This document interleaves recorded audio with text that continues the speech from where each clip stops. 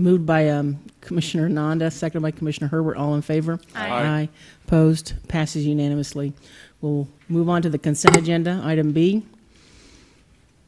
All matters listed below on the consent agenda are considered under one motion and will be enacted by one motion.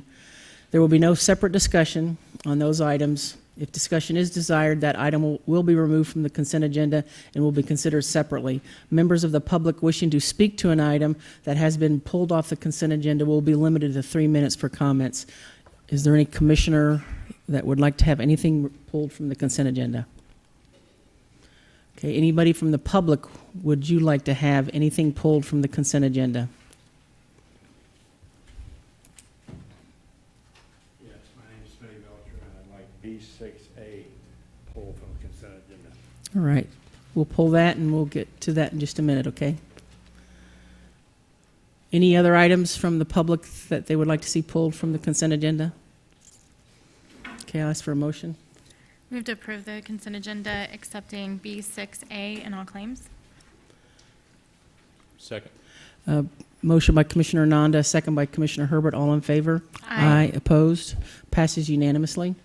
So we will move on to item B6A, which is to receive the application from USC Real Estate Holdings and set a public hearing date for September 17th, 2019 for consideration of a Catalyst Program incentive package.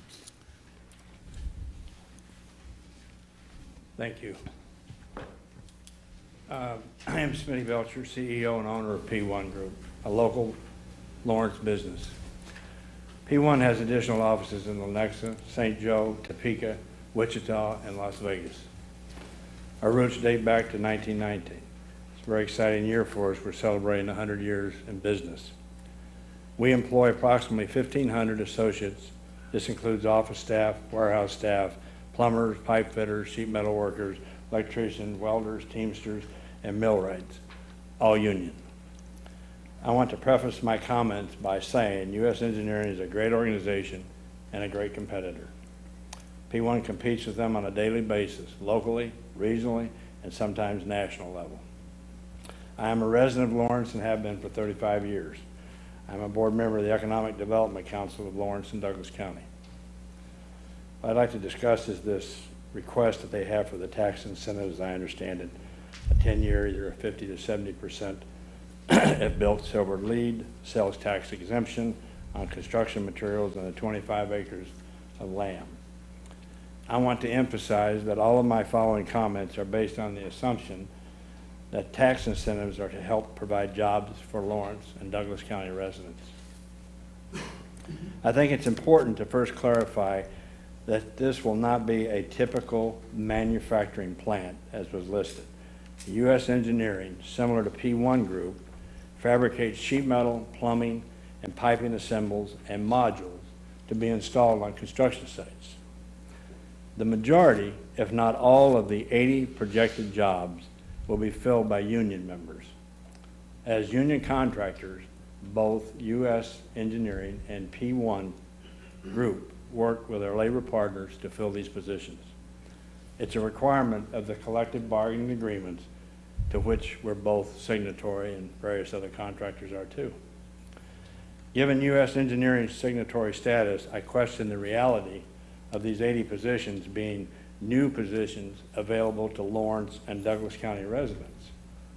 I'd suggest to you that these 80 positions will likely be filled by individuals who are already union members, many of which don't reside in Lawrence or Douglas County. I begin by recognizing U.S. Engineering as a great organization, and I want to conclude by reiterating the same. It's no secret that I'm a businessman and a competitor of U.S. Engineering, and whether I'm competing against them 30 minutes away or 10 minutes away.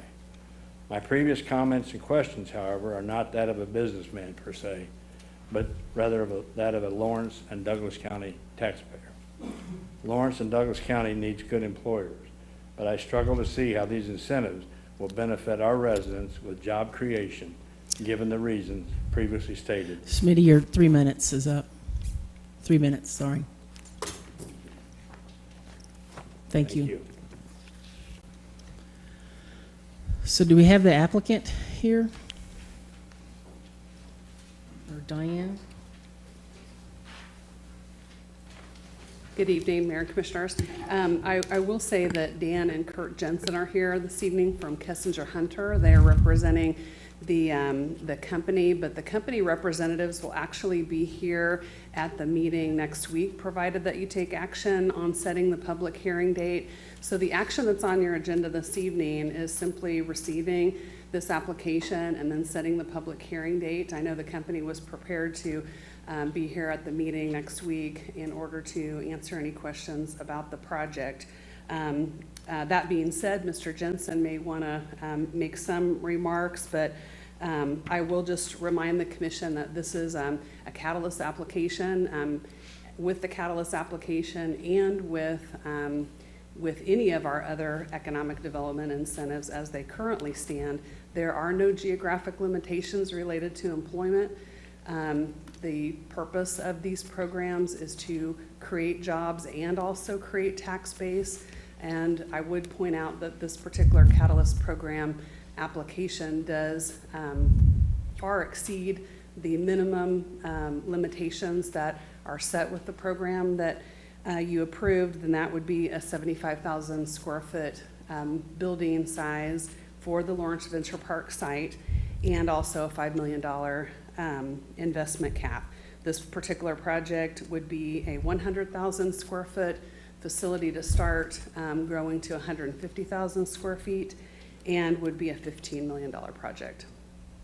So I'd be happy to answer if there's any questions for me. Okay. Any questions for Diane? Thank you, Diane. Thank you. Okay, we'll take public comment now on this item. Hi, I'm Chris Flowers. I didn't come here expecting to talk about this, but just talking about a master plan, I was always kind of thinking, well, if we're going to limit the growth, we should, like, what if some business comes and they open up some kind of factory, but instead of hiring Lawrence residents, they bring their own people or hire like just other people. That's going to increase the need for housing here. So I think I would like to just be, if we're going to be given tax incentives, we should have some kind of reassurance that those jobs will be filled by Lawrence residents and not just being filled by outside people. Thank you. Thank you, Chris. Any other public comment on this item? Steve Kelly, 4529 Broadmoor Drive, Lawrence. And I also work for the Lawrence Chamber, EDC. As Mr. Belcher has already indicated, U.S. Engineering is an outstanding company, strong reputation, and it's a growing company with 100 years of history and a strong reputation both inside and outside of their industry. They're proposing to build a major facility at Lawrence Venture Park on a site that's a great fit for their needs, and we believe U.S. Engineering is also a great fit for the community as well. These are high-paying jobs that any community would like to have, Lawrence, I believe, included. We all know that we exist within a larger regional economy and a labor shed. USE's workforce, U.S. Engineering's workforce, in addition to those who will be local residents, will come from around the region, and I think that's probably understood. Those of us who work in economic development and those of us who are just familiar with the community, we have a great inflow, outflow of workers on a daily basis. So that's part of what happens when you're in a regional economy such as ours. So there will be some employees who will be here, certainly to start, and we hope that will grow. We also will benefit from those employees who are outside of Lawrence and Douglas County proper as they come to the community, buy gas, buy food, buy other items here, become part of the community from that standpoint. And then the hope would be that with the quality of community that we have and the many opportunities and benefits that one can generate from living in Lawrence, that over time, even those who don't live in Lawrence and Douglas County initially will see the light and will ultimately make that move and become part of our local community. Their initial project clearly meets the thresholds of the Catalyst program, as Diane has already identified, and there is also substantial opportunity that she touched on for future growth. I ask that you support the movement of this Catalyst incentive request onto the agenda for next week for the full public hearing. With that, I'll stand for any questions. Thank you, Steve. Any questions? Thank you. Any other public comment on this specific item? Okay, we'll bring it back to the commission. Oh, Chad? Hello. Hi.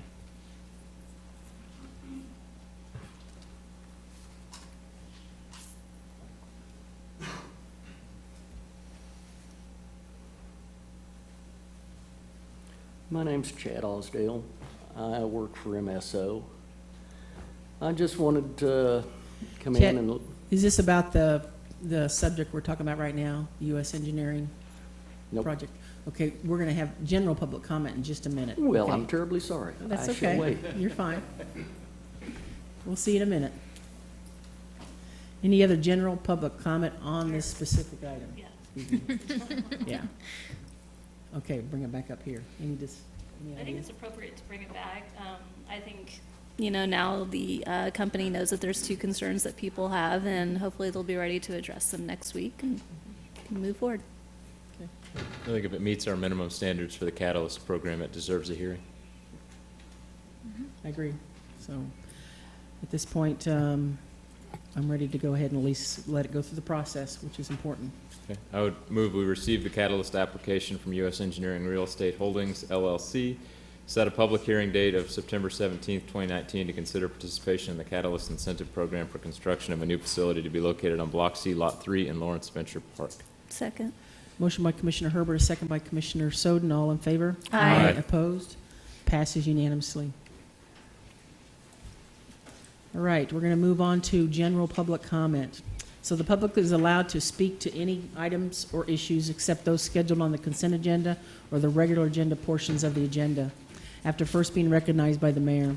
Each person will be limited to 3 minutes for public comment. As a general practice, the commission will not discuss or debate these items, nor will the commission make decisions on items presented during this time. Rather, they will refer the items to staff for follow-up if necessary. Individuals are asked to come to the microphone, sign in, and state their name and address. Speakers should address all comments and questions directly to the commission. Any general public comment on items that are not on the agenda tonight? Okay. Hello. You know me, Garrett Tufte. I've been here, good on and off 10 years. And over that amount of time, I've done a lot of study and research and brainstorming, a little bit of divine inspiration. And what's come out of all that is something I'm calling the Great Awakening. I gave flyers, handed them out, and as well as essays to a lot of y'all folks out here and to the commission. And I'll just read the bullet points here. Great Awakening, Part 1, breaking the chains that bind humanity or saving the world in 3 easy steps. And this is a simple 3-step approach to recreate the American empire, liberate the people of the United States and the world, preempt economic collapse, drastically and immediately reduce energy consumption, free the human spirit, create the greatest society in written history, and lead the world into the 21st century. Now, that sounds pretty big, and it is. And these are radical propositions, but they are entirely doable, and they fall perfectly within the laws of the United States. Really, all it needs is the cooperation of the Treasury Department, Congress, obviously the executive, World Bank, IMF, and them to get on board. Also the Federal Reserve, naturally. But step 1, I'll go through them real quick and then get to a couple other things. Step 1, properties. Anyone who legally occupies a residence now owns it. Repeat for other properties utilized by the person or family, cars, agricultural land, farming equipment, the building in which a business is located, etc. Appropriate housing is given to the homeless. Step 2, accounts. All debts, foreign and domestic, are forgiven, and all accounts in USD are closed. Step 3, reconciliation. In a new currency, all former owners are paid the appraised value of each currency. Did you catch that? Say it again. Does it make sense then? Okay. So that phone wasn't there. Anyway, I'll go back. Step 2, accounts. All debts, foreign and domestic, are forgiven, and all accounts in USD are closed. And step 3, reconciliation. In a new currency, all former owners are paid the appraised value of each property. Whoop, excuse me. So the result of this is everyone in America becomes a debt-free homeowner at minimum. And this is a revolution, not a revolt. The people in power will benefit too. They will come out as the richest in the country. Basically, this benefits pretty much 95% of the people in the country, everyone. It basically makes the American dream happen for everybody. And the rich stay rich, the poor are free, and it also solves about 80% of our other problems. So anyway, that's the story. Do you have any questions? No? Okay, all right. Well, for the record, I'm not asking you to do a whole lot about this, besides I'm kind of going over your heads on it, and I'm kind of here on a Thank you, courtesy, Garrett. so to Appreciate it. speak. So, hope you think about it. Thank you for listening. Any other general public comment on items that are not on the agenda? Hi, I'm Chris Flowers. Last week, the commission voted for a police task force to bring the hammer of justice down on all the rule-breaking college freshmen and sophomores drinking alcohol before they're 21. As you all know, I was against it, but I'm here to bitch some more about it. But I want to bitch about the decision from the viewpoint that cracking down on underage drinking is a good thing. I'm guessing when you voted for this, you were voting for it to increase public health and safety for the good of the community. You're saving the young college students. The memo last week said it would be a collaboration of the Lawrence Police Department, the University of Kansas Public Safety Office, the Kansas Alcoholic Beverage Control Division, and the Kansas Traffic Safety Resource Office. My question is, what about Haskell? If our police are going to collaborate with campus police, why just KU and not Haskell?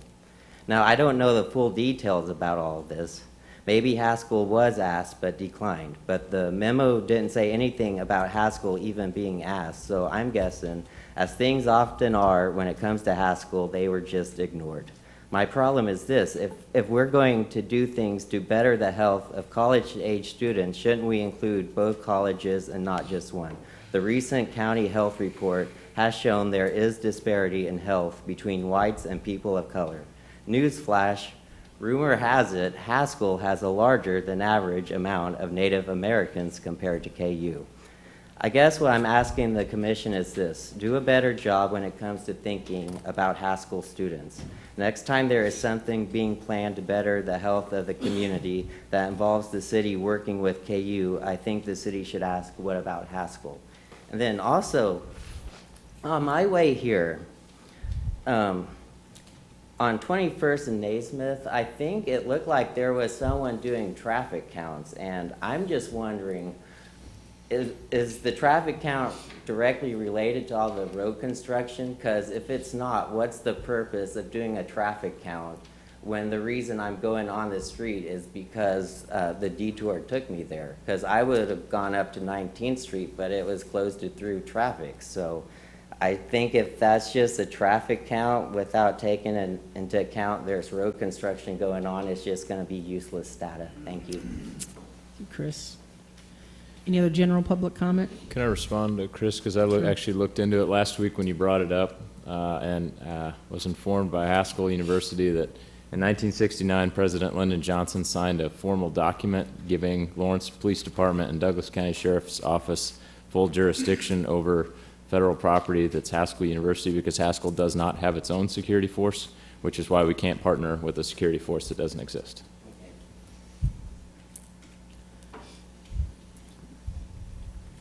Hello, me again. Yep. Chad Osdale with MSO. I just wanted to let the city know that it was not appreciated when you denied us our merit raise this year just because we were getting a general wage adjustment. General wage adjustment is not a raise. It's an adjustment for inflation for the last 11 years. How are we supposed to believe that the same thing won't happen next year when we get a 1.5% general wage increase? Are you going to deny the merit raise then too? I started this with the hopes that we could think that we'd be respected and treated decently by the city. But year after year, you take and you take, and when you do give a little something back, it means you have to take something else away. You give us a general wage adjustment, but you take away our raise. Apparently, fire department still gets their raise. Police department still get their raise. City commission still gets their raise. City manager still gets his raise. But the labor force, they don't have any defense. They don't have a union. So this is who the city picks on when they need extra money. And it gets old, and it makes everybody think that it's time to go ahead and form a union. And if we can't form one, to join one. And it's the city pushing us this way. That's basically all I have to say. I just wanted you to know these things. Thank you Thanks, very Chad. much. Any other general public comment on items not related to the agenda?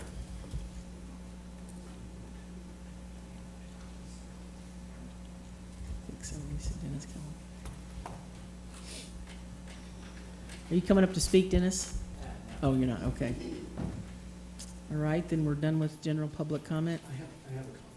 General public comment on items not related to the agenda? Yes. Come on up. It's three minutes. 3 minutes, yeah, and your name, sir, and your, Okay, my name is Alfredo Parra, and I'm a resident of Lawrence, Kansas. And I'm here not on behalf of the Lawrence Sanctuary Alliance. I'm here on behalf of myself as a resident to speak on the movement to make Lawrence a sanctuary city. I totally support the idea of making Lawrence a sanctuary city. I feel that the Trump administration and Jeff Sessions has declared war on immigrants in this country, and they've lost it every turn. They lost in Chicago, this lawsuit. They've lost in California, Attorney Herrera. I think that their serious threats have failed. And so I feel that it's important for Lawrence, Kansas to be a sanctuary city, and it's not a radical idea. There are other cities in Kansas. There's 4 other cities that are already sanctuary cities, and there's a debate on what constitutes a sanctuary city. I think that the research that I've done, it shows that where you have sanctuary cities, that there is less crime, that there is a healthier population, because people go for prenatal care. They're not afraid to go to the doctor or hospital. There's a lot of benefits of having the sanctuary city for the population as a whole, and especially for the immigrants that are living in this fine city. I wish I were more prepared. I understand that it's going to come on the agenda in the near future, and I'll have my research more in order, but I just wanted to have a say in, share my feelings that the sanctuary city is very appropriate, and it doesn't affect the city at all negatively, and it doesn't affect the city in terms of funds being held from the police department or other departments, because lawsuits around the country have shown that that's failed. Thank you. thank you. That will be on our agenda October 8th, okay? Thank you. Do I sign here? Yeah, if you would just sign in there, that would be very much appreciated. Okay, thank you. Any other general public comment? Then we'll move on to item E, commission items. Future agenda items to add. Anybody want to? Any of the I have a commissioners? commission item. I went to the craft fair that was South Park, which looked really great, but I ran into a vendor that was selling puppies. So of course I had to report it to the Parks and Rec people, and obviously they were not an actual approved vendor. They just kind of set up shop. So I just want to make sure that we do something so that doesn't happen again. So, This is a future agenda item? No. Oh, okay. This is a that's what we're- commission item. Okay, we're on future agenda items. Oh, I thought we were in commission items. No, Oh, well, future agenda I'm item is. on the item. other items. Okay. Okay, that was my other item. Any Sherry? future agenda items? I'm gonna repeat it for Sherry's sake though, Mayor, if that's all right. Okay. At the craft fair this past weekend, there was someone selling live puppies. Okay.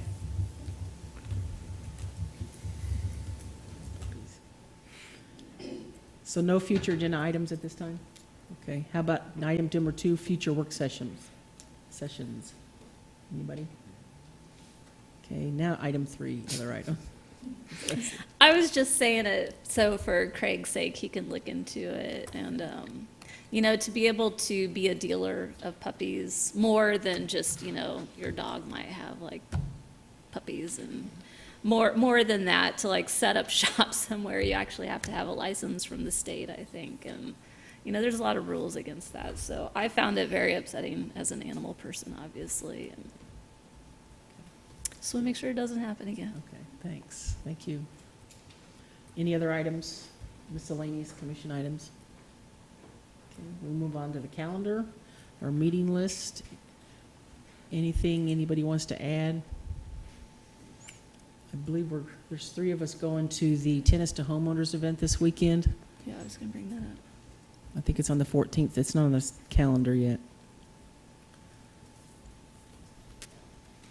Any other events? I mentioned via email today that I'll be attending the League of Municipalities conference. That's Sunday, Monday. I don't know if other commissioners are attending that.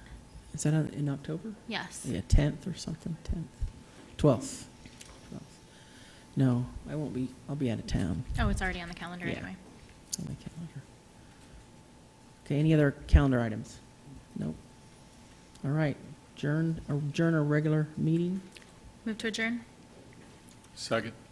Motion by Commissioner Hernandez, second by Commissioner Boley, all in favor? Aye. Opposed, it passes unanimously. So we're done with our regular meeting. Now we're going to move on to our work session. So the work session provides an opportunity for the City Commission to discuss items in greater detail. As a general practice, the Commission will not make decisions on items presented during this time. Rather, they will refer the items to staff for follow-up, if necessary. Public comment related to the work session topics will be allowed at the end of the discussion of each item. Each person will be limited to 3 minutes for public comment. So we have one item, and that is to receive a report of the Lawrence, on the Lawrence, City of Lawrence Sidewalk Hazard Mitigation Program.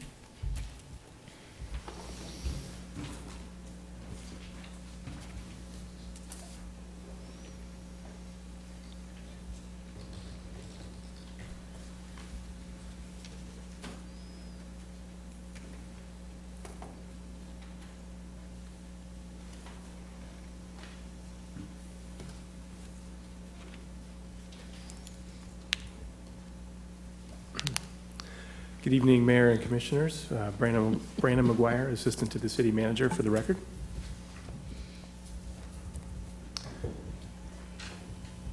So the bulk of the presentation this evening will focus on follow-up work that staff has conducted to the Administrative Policy 117 and programmatic changes for our sidewalk hazard mitigation program.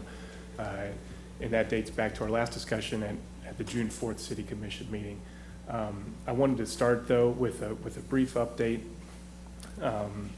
about the status of this current year's, what I'm calling Phase 1 program. And so these are the data points, and this is an update of what we presented to you back in June as well. But this year we've had 266 participating properties within the geographical zone. Of those, so far 84%, 224 have completed their repairs. And this shows the financial aid participation with 29 cost shares. And the cost share is where the city splits the cost 50-50 on properties where sidewalks abut 2 or more sides of the property. And then we've had 1 financial aid application that was awarded. In addition, there were 13 additional properties that were identified as having been missed in the initial inspection that occurred 2 years ago. And those property owners were notified as part of this program, and they were given until October 14th to remediate their sidewalk hazards. They'll be given the same timeline as afforded to participants who were notified much earlier in the year as part of the program. We're just going to be running behind schedule with those 13 property owners. So Brandon, are these numbers updated from the summer, the These are 84%? I believe these are up to date as of this week. Okay. Yes. So our contractor is coming back into town, I think next week, and we'll begin working on the final 20-something repairs that was ordered on the resolution adopted earlier this summer, as well as the final, I believe, 10 or so city repairs for city-owned sidewalks. So we should have all the construction wrapped up with the exception of these 13 additional properties here within the next, I would say probably the next month or so. So I just wanted to provide that just as a status update, and also to illustrate that, you know, this type of program will be cyclical, and as we're ending one, we'll be beginning another if we continue to go forward year after year. So moving into the presentation for the evening, again, back in June 4th, earlier this year, we presented, as you probably remember, a pretty exhaustive presentation on the program, discussing the history, the benefits of well-maintained sidewalks, an update about how our administration of the program was functioning. We reported on feedback that was provided as part of the program, both from participants in the public as well as city commissioners over the last several months of administering the program. And then really the goal ultimately of that meeting and that discussion was to confirm that what we heard is accurate, and get your affirmation that it was, and then see if we agree on program improvements that we can try to work into the policy in order to provide a better program in phase 2 and future phases. And so that's what brings us to this evening. I do want to frame this discussion both at the beginning and then the middle and again at the end with what our understanding at a very high level of the policy goals is.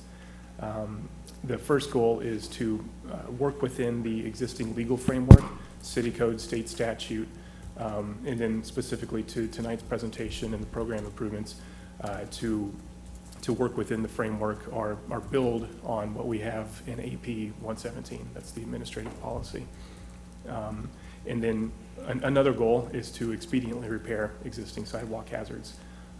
We don't want to go slow. We do want to go right. And finding the balance between going too slow and going too fast, and finding just the right speed to go at that we can work and we can do an effective job of running this program for you has been part of the challenge and part of the growing pains and learning experience of this first phase. And then finally, and I underline it because I think that's really, it really illustrates the goal of these program improvements and these policy changes is to assist property owners in complying with the maintenance requirements.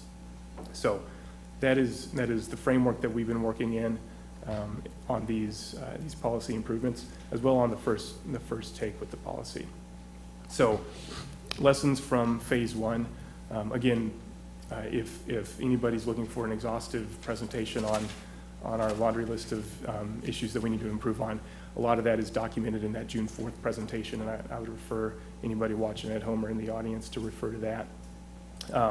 I'll summarize this in about 3 or 4 slides, though.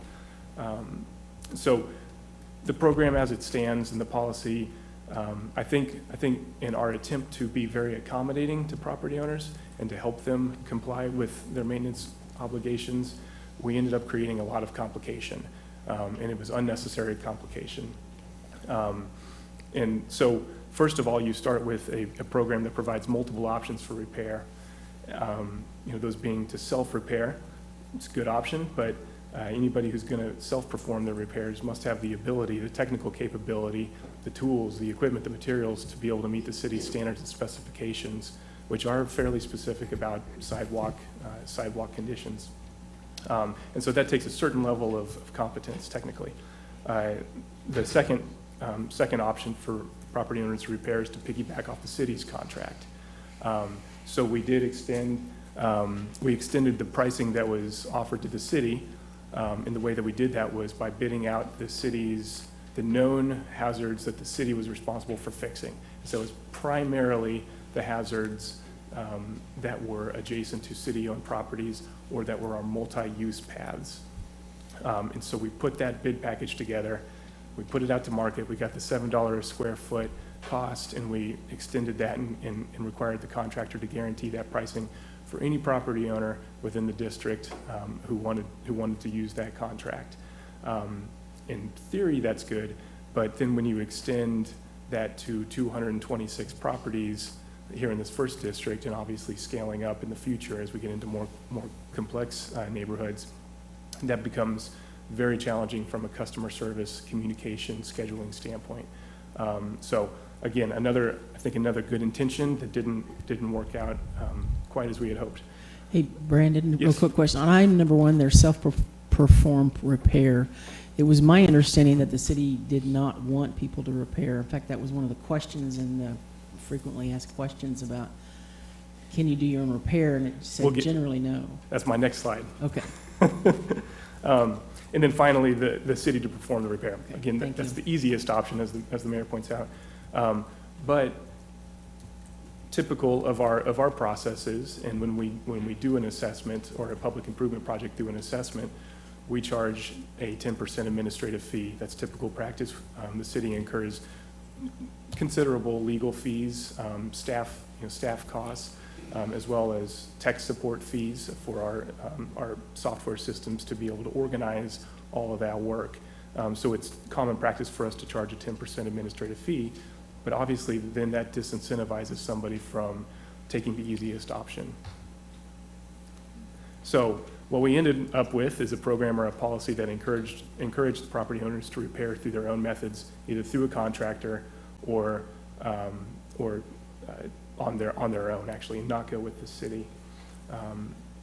And so we will get into that as a goal in these policy revisions in later slides.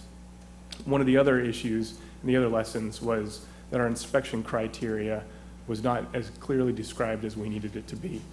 And again, we'll get into how we're addressing that throughout the presentation. And then I think one of the other complicating factors was our appeals process. And so we wanted to make sure that there was an appeals process in our policy and in our program. And the way that we did that was by setting the public hearing date. And we just had the public hearing date a few weeks ago. And at that hearing, the City Commission adopted the resolution ordering for the sidewalks to be repaired. And so how that plays out in the calendar, property owners get first written notice saying that they have 60 days to repair their sidewalk hazard. Then they get a follow-up notice after 30 days reminding them they have 60 days to repair their sidewalk hazard. The appeal then is that public hearing before the City Commission, when the City Commission then orders that the sidewalk hazards be repaired within 30 days. And so obviously that sets up a confusing process for how you actually get an appeal, how you get a hearing. And it also creates, I think, a lot of frustration because somebody who receives a notification doesn't want to wait 60 to 90 days for their appeal to be heard, especially when they're being told that they have to fix it, otherwise the city will do it and assess the costs on their property tax bill. So I think that our recommended changes address some of these complicating factors, and we'll get into that through this presentation. One of the other themes from the lessons learned in phase 1 is communication and customer service. And I think that you all have felt that, the commission has felt that, the public has felt that, and the staff has felt that. We underestimated the needs. We didn't have the best thought out, the best laid out, and the best preparation put into a communication strategy and plan. Our written communication was worded strongly, it was worded bureaucratically, used language like condemnation, which is consistent with our statute and ordinance language, but we think we can communicate a lot more effectively using different terminology and different means. And then finally, I'll point out this final bullet point. The written notifications came by surprise. And I think that that was, that's something that we have to get right this next time around. We don't want people to be surprised about the obligation. We don't want them to be surprised about the timeline or about the program.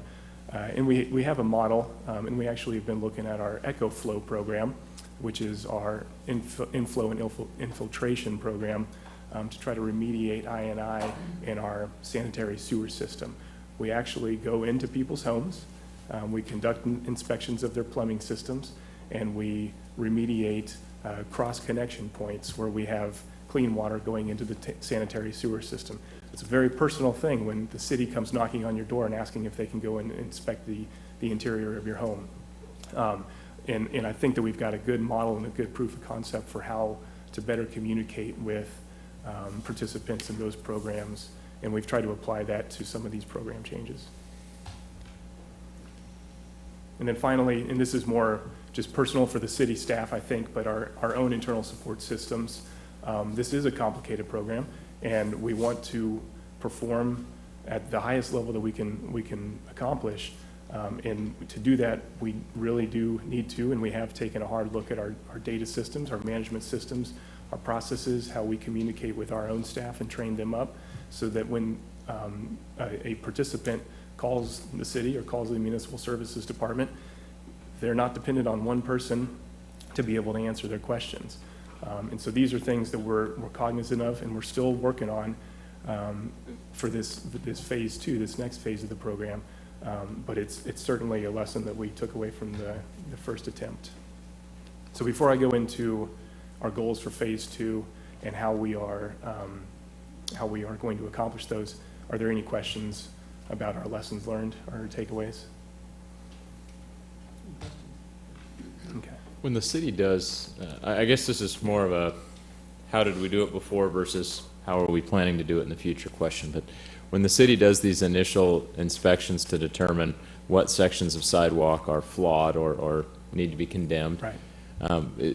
Is there any engagement with the homeowner at that point, or is it just kind of photograph and mail off a letter? Yeah, exactly. Yeah, we'll get into that here in just Okay. a minute, actually. So goals for phase two, it's the same. We're not changing the goals again. We're working within the same legal framework. We're working to improve AP 117, not to completely scrap it and revise it. And again, we're emphasizing the assistance part of this program. So phase two improvements. I'll go through 9 different areas that we're focusing on for improvement, and most of these are outlined in the cover memo on the agenda, in the agenda packet. But the first is to focus on smaller segments of each section that's identified on the program map.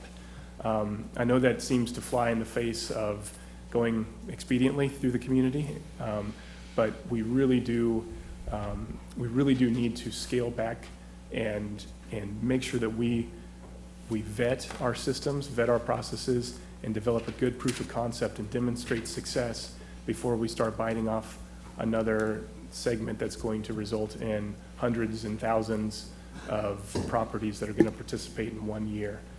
So for us to be able to deliver that level of service and meet the service level expectations, the staff really does feel that we need to start at least this year with a smaller segment to give us a chance to prove that we can do this right. Also, working through smaller segments, we think will help us better predict and manage the budget needs of the program, and obviously will help us improve our communications on a one-on-one basis and on a neighborhood or zone level basis. Communication, and Commissioner Herbert, this gets to what you were asking about just a minute ago. So we want to conduct informational neighborhood meetings. We would anticipate at least 2 meetings in advance of even beginning the inspections. And so we will, what we do with the I&I program as well, is we will run a list of every property owner and their address within the program area for that year. And they will receive an invitation to these meetings. We will most likely talk to our friends at the school district and see if we could use a neighborhood elementary school to host those meetings, or if we have a rec center within the neighborhood, we could use our own facilities as well. But we do want to conduct personal informational meetings in advance of even going out and inspecting the neighborhood sidewalks. In addition to those invitations, we'll work through the neighborhood associations and other social infrastructure that's already in place within the neighborhoods. Then we will begin the inspections. At the time of inspection, property owners will receive paint on their sidewalk. And then the structure, in most cases, a house or a place of business adjacent to that sidewalk hazard will receive a hanger. And the hanger will provide a copy of the inspection report. And so I acknowledge that it won't always be the property owner who's going to take that hanger. But if it is the property owner, they will at least be able to see, look at that marked hazard, look at the inspection report and determine how it was measured and what criteria was used and checked off in the identification of that hazard. They will also receive an informational brochure and contact information for the city. So the brochure will provide some summary information about the program and try to direct them to the website, which can provide a more comprehensive packet of information about the program. Commissioner Herbert, does that answer your question? Okay. Thank you. We looked at the inspection criteria. And this really is, it's not perfect. And we'll probably continue to refine it as we go, but we did try to narrow down the description. And really the goal that was stated, that we tried to accomplish, was that hazards should be measurable using simple tools, rulers, tape measures, levels, and they should be visually observable in order to be documented in an inspection report. So the inspection criteria, it's in the draft policy that's attached to the agenda report. I won't list all of these off, but I will pause for a minute to see if there's any comments or questions specifically about any one of these criteria. Will we be defining things like spalling, scaling, cracking, or delamination? We won't provide much of or we won't attempt to provide much of a definition in addition to this, but we will provide on the website photo examples, picture examples of what that looks like. And so spalling, scaling, cracking, delamination, that's basically where you have the surface of the sidewalk that is crumbling, it's deteriorating. So that's not something that you can measure necessarily with a level or with a ruler, but visually it should be apparent to the inspector and to the property owner. Could you tell me the difference between D and H? Peeking, dipping. Yes, I can. And actually, it might be a good opportunity for Jake to come up and give you a little bit more information about that. I asked the same question of him. Jake Baldwin, Senior Project Engineer with MSO. So with your peaking and dipping of adjacent sidewalk panels, you're talking about on a run of sidewalk where two adjacent panels have settled in the middle. Neither of those panels may have cracked vertically or horizontally. They could have peaked as well because of movement in the soil. This is a way for us to identify those hazards other than the cracks that are observable in the separations. Your ADA access ramp defect is going to be completely separate. It's going to be at your street crossings where your ramps are located. So, Chuck, I don't know what H. Oh, I'm sorry, H. Inconsistent sidewalk cross slope. Okay, this is going to deal more with your brick sidewalks where you've got some humping or sloping in the cross slope. So any city standard concrete sidewalk is going to be designed to a certain cross slope to allow for drainage, yet allow for travel, easy travel. But when you've got an inconsistent sidewalk cross slope in your brick, you're getting away from both of those objectives and also creating obviously a tripping hazard. So is there any way to more definitively define that? I mean, inconsistent, that seems like a subjective term. Yes, I think it might be somewhat subjective, but I think that's something we could work on with a revision. Okay. And then the other questions I had, how do these criteria differ from what was previously in the code or whatever? Or is... don't When I have look it. at the red line, I see some differences, like, you know, ½ inch or greater horizontal separation, where before it was 1 to 2 inches. Right, right. In the previous policy, we were identifying vertical hazards from 1/4 to ½ inch to 2 inches. And we're trying to get away from varying levels of or vertical deflection, and just, we're trying to be more specific towards our PROAG guidelines that focus on that ½ inch horizontal and vertical. Okay. Okay, thank you. And I should have pointed out, Jake and Chuck Souls, Mike Lawless, and others were very helpful in reviewing these and other policy provisions.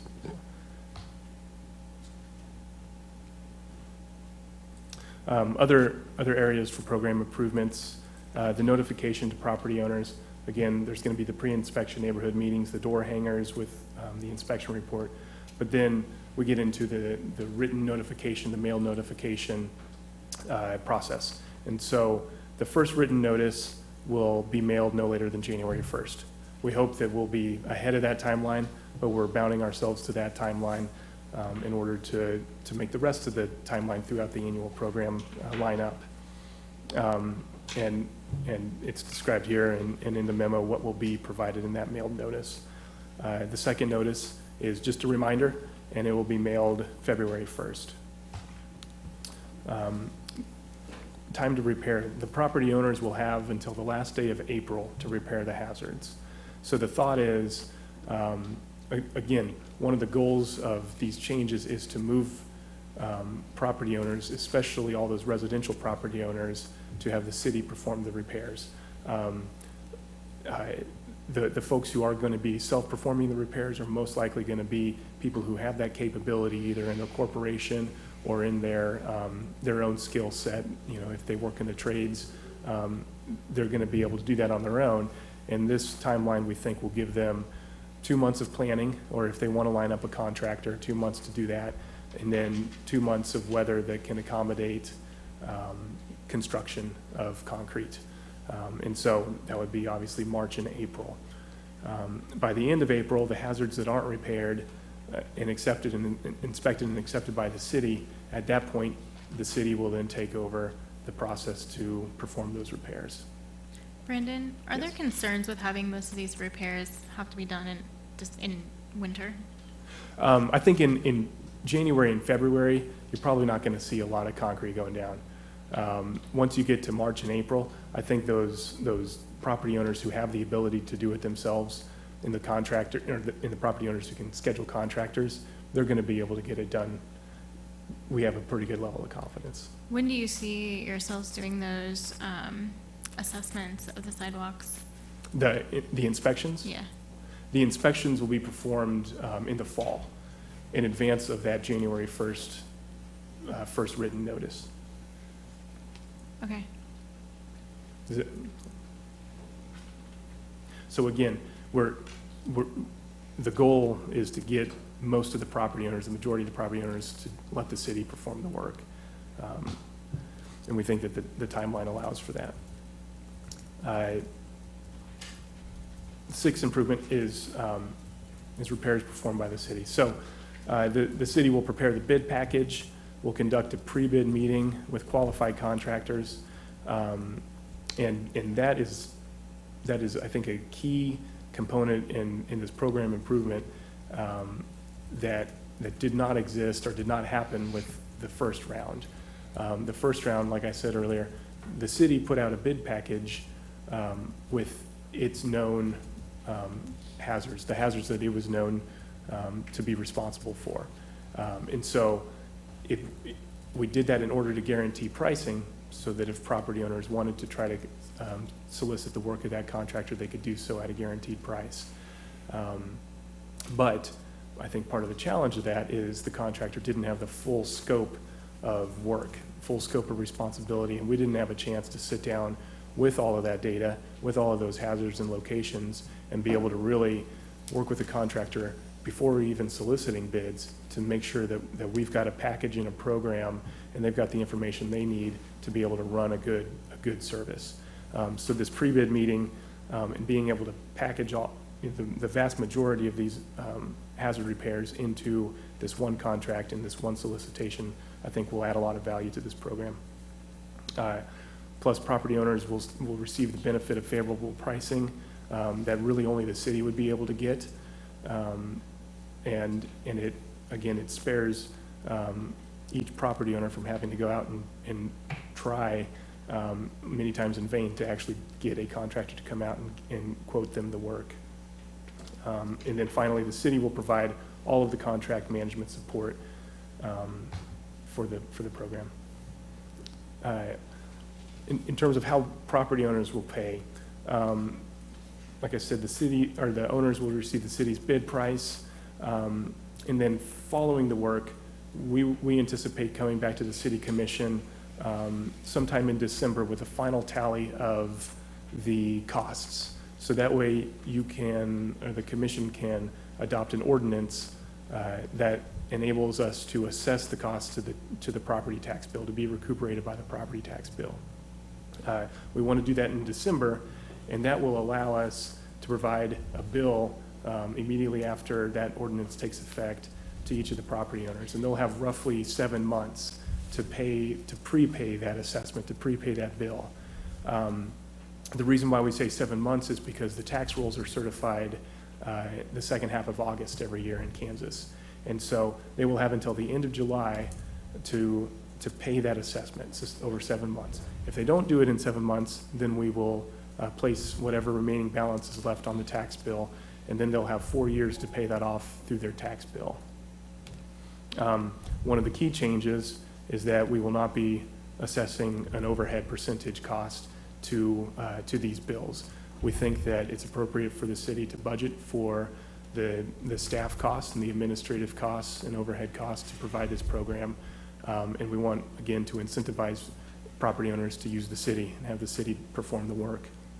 And so we'll include that in our annual operating budget. So the only additional charge would be that if the city debt financed any of this work, then the interest that is charged to the city by the lenders would be passed on to the property owners. That's typically a very nominal, very competitive interest rate. So Brandon, I have a question, Yes. if you can go back to that, please. Yes. So I understand that, so if we do the work, it'll be done like in the summertime or during the construction season? Is that Correct. right? Yep, But they won't receive a bill till December? that's correct. So does that seem like a long time? Will they even know what it's for? Well, so we would anticipate by the end of May going out to bid, sometime in June, July, bringing the contract to the city commission for authorization to sign the contract, because it'll most likely be at that level in our purchasing policy where it requires your authorization. And then we'll work July, August, September, October on the construction part of the actual project management. We need the authority to send the bill. And so as soon as the final costs are tallied, we'll bring the ordinance to the city commission. We just want to hold ourselves accountable to a timeline and say no later than the end of the year. Okay. So we have to have an ordinance before you can send a bill? Is that correct? Yes. Okay. Through the way that we're doing it, yes, because Randy. it's, yeah. Go ahead. Clarify, under state statute as it's constituted, we do need an ordinance to assess. And then Okay. once the assessment is made, then under the statute, they'd have 30 days, but we'd be giving the homeowner a little bit longer here, and if they don't pay it off within that time, and then because of the ordinance, then it can go on the tax rolls. Okay. Thank you. And we did evaluate different options for billing, maybe through a miscellaneous accounts receivable system or through, a dedicated billing system. But there's all sorts of complications that come with that, not just administratively, but you got to think about what happens if the property is sold and it changes ownership. And if you do it outside of the ordinance process, the assessment process, then you're chasing a property owner who may not even live in town anymore. So we think doing it this way is going to be is going to be the most, most organized way to take care of it. Brandon, Yes. will they have any indication of an estimate of the cost of that prior to that December bill?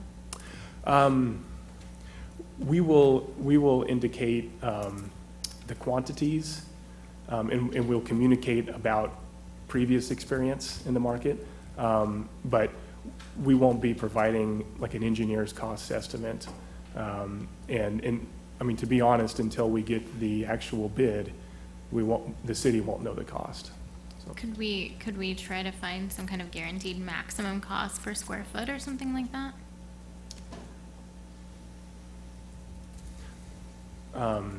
Because if they want to go out and through a bid process?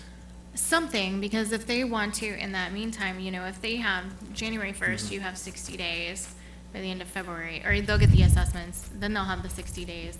But the city might be doing that work during the summer, and in the meantime, if they find a very good deal to fix that sidewalk, I know the goal is to have the city's contractor. Yeah. But if they acquire the skills that it takes to do that, or, you know, someone they know is Right. willing to do it for a lesser cost, they're not gonna have any idea of what kind of savings they might have by doing it that way. I completely understand what you're saying. And I think it's been our experience this year that they're not gonna find somebody who can do it cheaper. And most likely, they won't be able to do it cheaper themselves, once they factor in their time. And, I mean, we had several situations this year, a couple at least, where people self-performed and we had to tell them to tear it out. And then they ended up going with the city, managing the work after all. So I think for those property owners who have the skills, or who have the connections with contractors and are used to doing that work, they'll be able to do that on their own and do it within that time frame. If they don't have that, then I really think it's a very slim possibility that they're gonna be able to either develop that skill set or even get a contractor to come out in the middle of construction season, to even give them a quote. And we heard that over and over again from frustrated participants, frustrated owners this year, that, you know, they've called numerous contractors and they can't get anybody to even come out to give them a quote for one flag or, you know, a couple square feet of concrete. Yeah, I think the frustration that will come with that is not being able to budget saving for paying that if there's no even broad idea of what that could Yeah, cost. I think we can give them a broad idea. I just don't think we'll find an engineer to put their stamp on it. But, you know, we have a lot of procurement experience and history that we can draw on, and we use that in our own estimates. So I think we'll be able to give them a good ballpark. And then especially as we get into future years where we've refined our model, refined our approach, I think we'll get really good at estimating those costs. And at some point in the future, we could look at an alternative sort of procurement process. I don't think we're ready for that yet. Yeah, that $7, I mean, they're not going to find a cheaper rate than that $7 price. There's, when we first talked about this sidewalk policy way back when, the initial thought from the city at that time was $6. 6, correct. And that was laughable. And we had contractors come up and literally laugh at the fact that we thought we could get $6.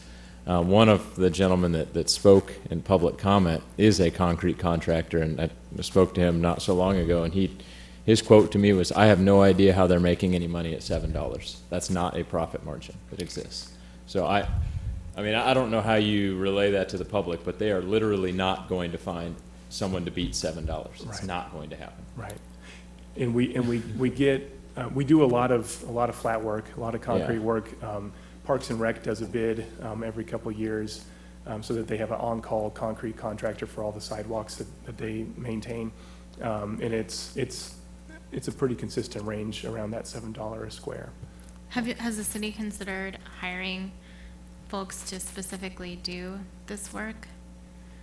As employees of the City city, employees. rather than contracting? That was something we've kicked around. I mean, we discussed that internally, leading up to the development of the first iteration of this policy, and over the last couple months, we've talked about that too.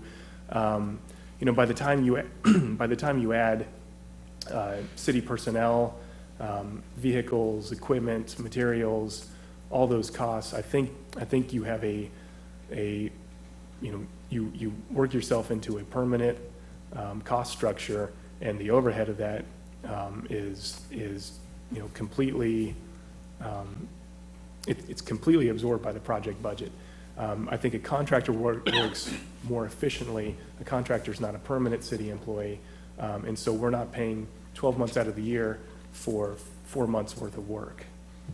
And of course, there are other things that that those city employees would be able to be deployed on, other sorts of projects. And we do a lot of concrete work, obviously, in-house, but I really think the most efficient and cost-effective way to approach the program, at least at this point from our experience, is to do it through a contractor, a private contractor.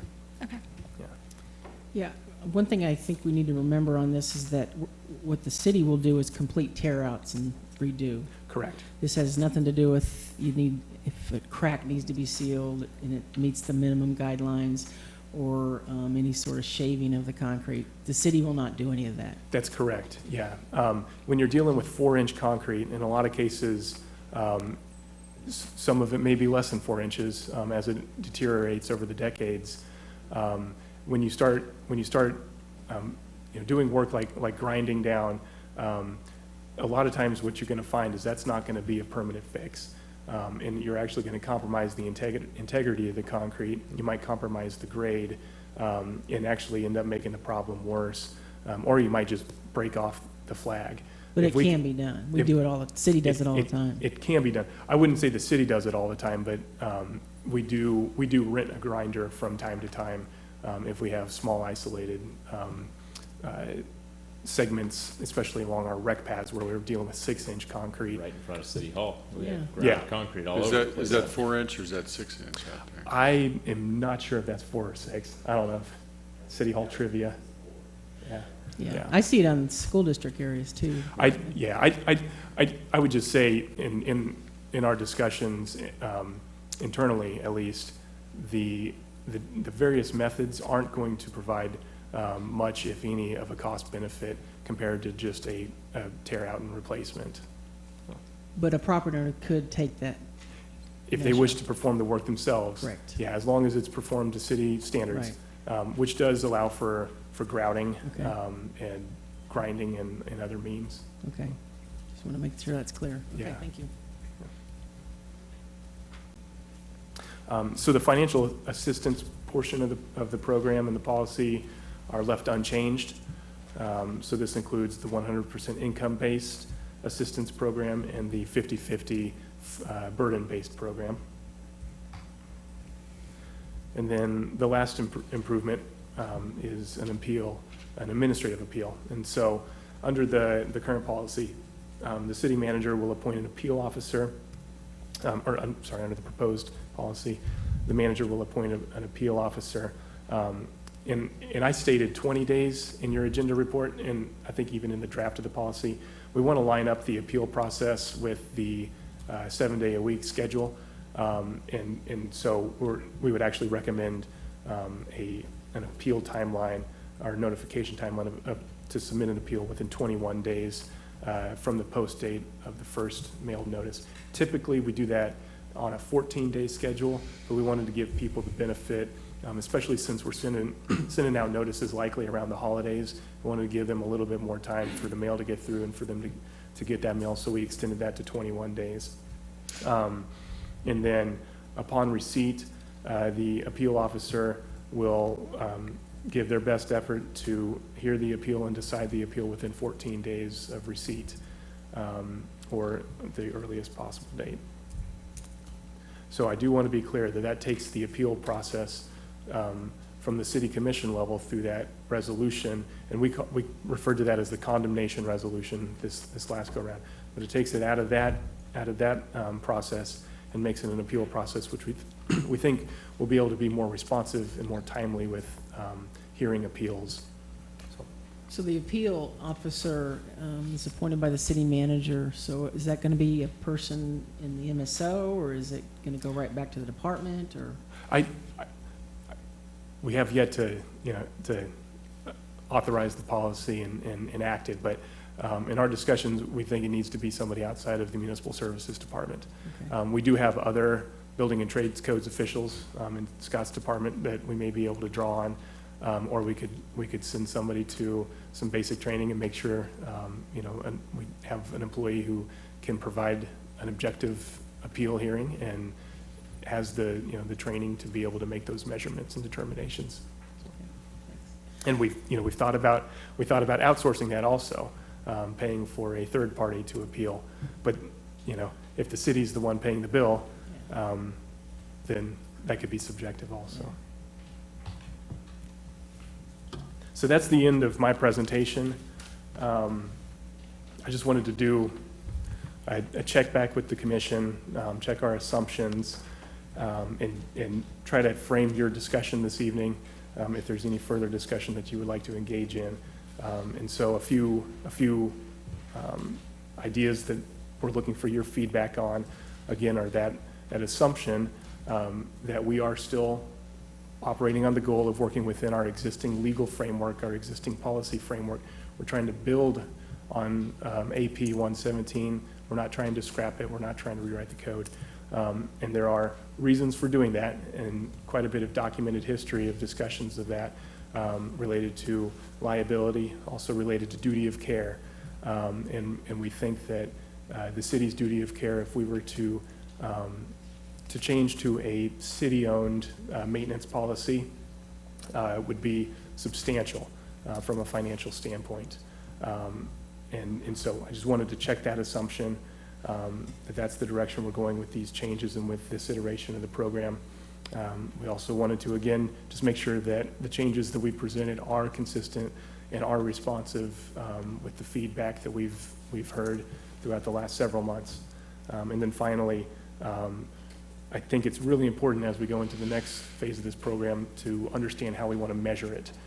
So this evening, I'm not looking for specific metrics or narrowly defined metrics, but feedback that you can provide us about what your expectations are for this program, should we be very successful with it, I think will help us evaluate that.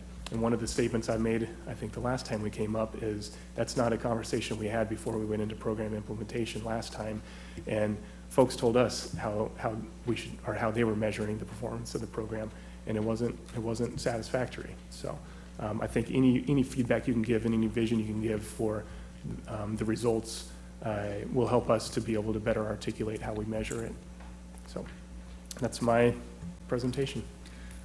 So Brandon, regarding the first assumption, the last time that we spoke about this, I had mentioned the possibility of taking on liability for the sidewalks once each section Right. had been completed, and I believe that Mayor Larson was interested in just looking at the feasibility of that. Right. And I didn't see any of that in this. Right. We had quite a bit of discussion about that internally, and it didn't make it into the final policy, and the presentation was sort of narrowly scoped just towards the policy changes. So we are somewhat prepared to talk about that this evening. I think there's 2 points that I would make, and I think maybe I'll refer to Jake to expound on one of them a little bit more. But you have the liability assumption for slip and fall, personal injury, and damages. And so the city is self-insured, and so the city would need to adequately fund its insurance reserves to be able to sustain those types of claims and the litigation that comes with those claims. We have in the past tried to do some theoretical analysis to come up with a number. I can't say that we've been very successful in identifying a number, but as somebody who's served as interim risk manager, I can say that we are,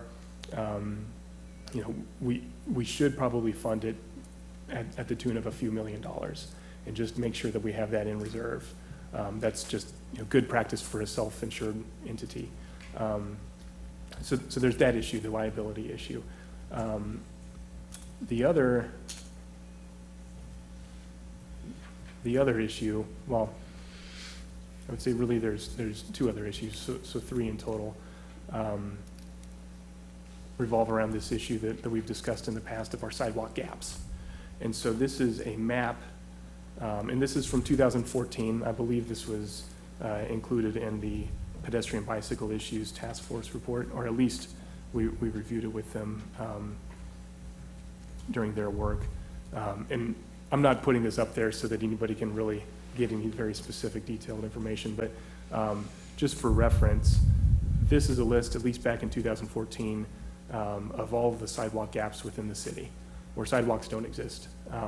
And some of these, you can sort of see, have gaps on two sides of the street. So this is an analysis of gaps on one side or two sides of the street. And so one of the concerns that we've discussed somewhat in the past, but haven't really gotten into all that much, is the issue of equity. And if the city is taxing or funding sidewalk maintenance and the ownership costs of sidewalks through the tax base, and we've got all of these properties that don't have sidewalks in front of their lots, how do we address that issue of equity, and how do we make progress on sidewalk gaps in a real and meaningful way at the same time that we're making progress on the hazards? So that's another consideration. And I'm not putting all this out there to be barrier, it's just to try to provide some context for that sort of discussion. And then the last is the ADA. And so we don't have to get into this in too much detail, but I would just, I asked our engineering staff, and they did a good job of thinking about what the cost would be to bring all of to apply the PROAG, which is the public right-of-way accessibility guidelines. The PROAG are the guidelines that are published by the United States Access Board, which is the authority on ADA regulations, at least for our municipal entities. And so applying the PROAG and bringing all of our existing sidewalks and ADA ramps into compliance with those guidelines, we think would cost somewhere in the range of $70 to $160 million. And we don't have to get into all the assumptions. That's not necessarily the purpose of tonight's presentation, but we did document some assumptions, and I reviewed those with the staff, and I think that's a pretty good estimate. It's a big range, but it's a pretty good estimate. And somewhere in that range is our number. And that's what it's going to cost to bring all of our sidewalks up to the PROAG standards. So the reason why I point that out is because I also have the benefit of serving as our interim ADA coordinator presently. And so I've been thinking about a lot of what we do through the lens of accessibility in the ADA. And if the city would take ownership obligations or responsibilities, would absolve private property owners and take that responsibility for them, then as a municipal entity, we would really need to think about bringing sidewalks into our ADA transition plan and coming up with a plan for how we bring our sidewalks into compliance with ADA regs and standards by a reasonable date. And so, usually that's done over decades in communities, but I think that this it provides a good range for the cost considerations for what it would take us to do that. So that's why we didn't include that sort of provision in these policy recommendations. We can talk about that more this evening if the commission would like, or we could schedule that for a follow-up meeting. So. Well, I'd like to talk more about it, whether we do that tonight or not. I think it might be better for another meeting, Okay. so we can get better detail. Yeah. That's what I would recommend. And if it's helpful, we do plan on, at some point in the near future, once we get the budget lined up for it, conducting a citywide terrestrial LiDAR assessment. And so that's going to provide us down to a extremely detailed level of data for the condition of our assets. We're really excited about it, and we're ready to roll with it. We just got to get the budget lined up for it, because something like that's not cheap.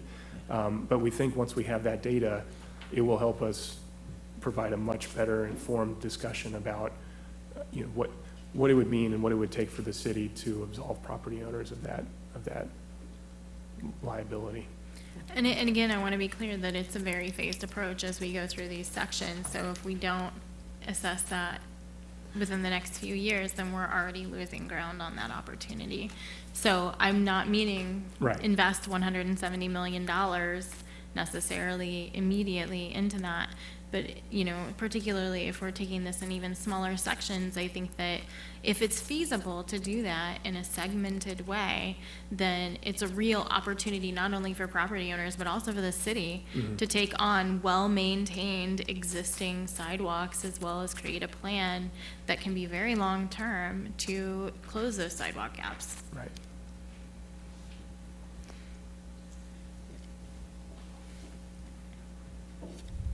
Can we go back to the 3-point, your final framing of the discussion? Well, maybe.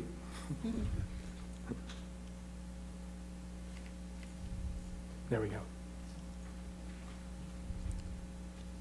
So, to me, of course, I voted against Plan 117, so it's kind of hard to stay with it. But one thing that really yells out at me is number 3, which is, what are your expectations if the program goes well? And for me, that means that we aren't really measuring success in a way that is useful. And that was one of my main critiques with starting with geographic areas, was that how do we measure the success of that? And to me, measuring success has more to do with the actual use of the sidewalks, you know, near bus stops, Yeah. schools, grocery stores, you name it. To me, that's a better indicator of, you know, walkable neighborhoods rather than just geographic entities. So, while of course I will be happy to vote against Plan 117, no matter what we do to it, you know, I'm very happy with what you've done to revise it. But I think we really need to take a hard look at how we're defining the areas that we actually work on.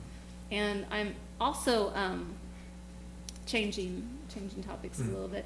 I'm a little concerned about how you were talking about measuring gaps, where if someone doesn't have a sidewalk at all, then that gap counts as both sides of the street. And to me, you were gonna say something, go ahead. No, go.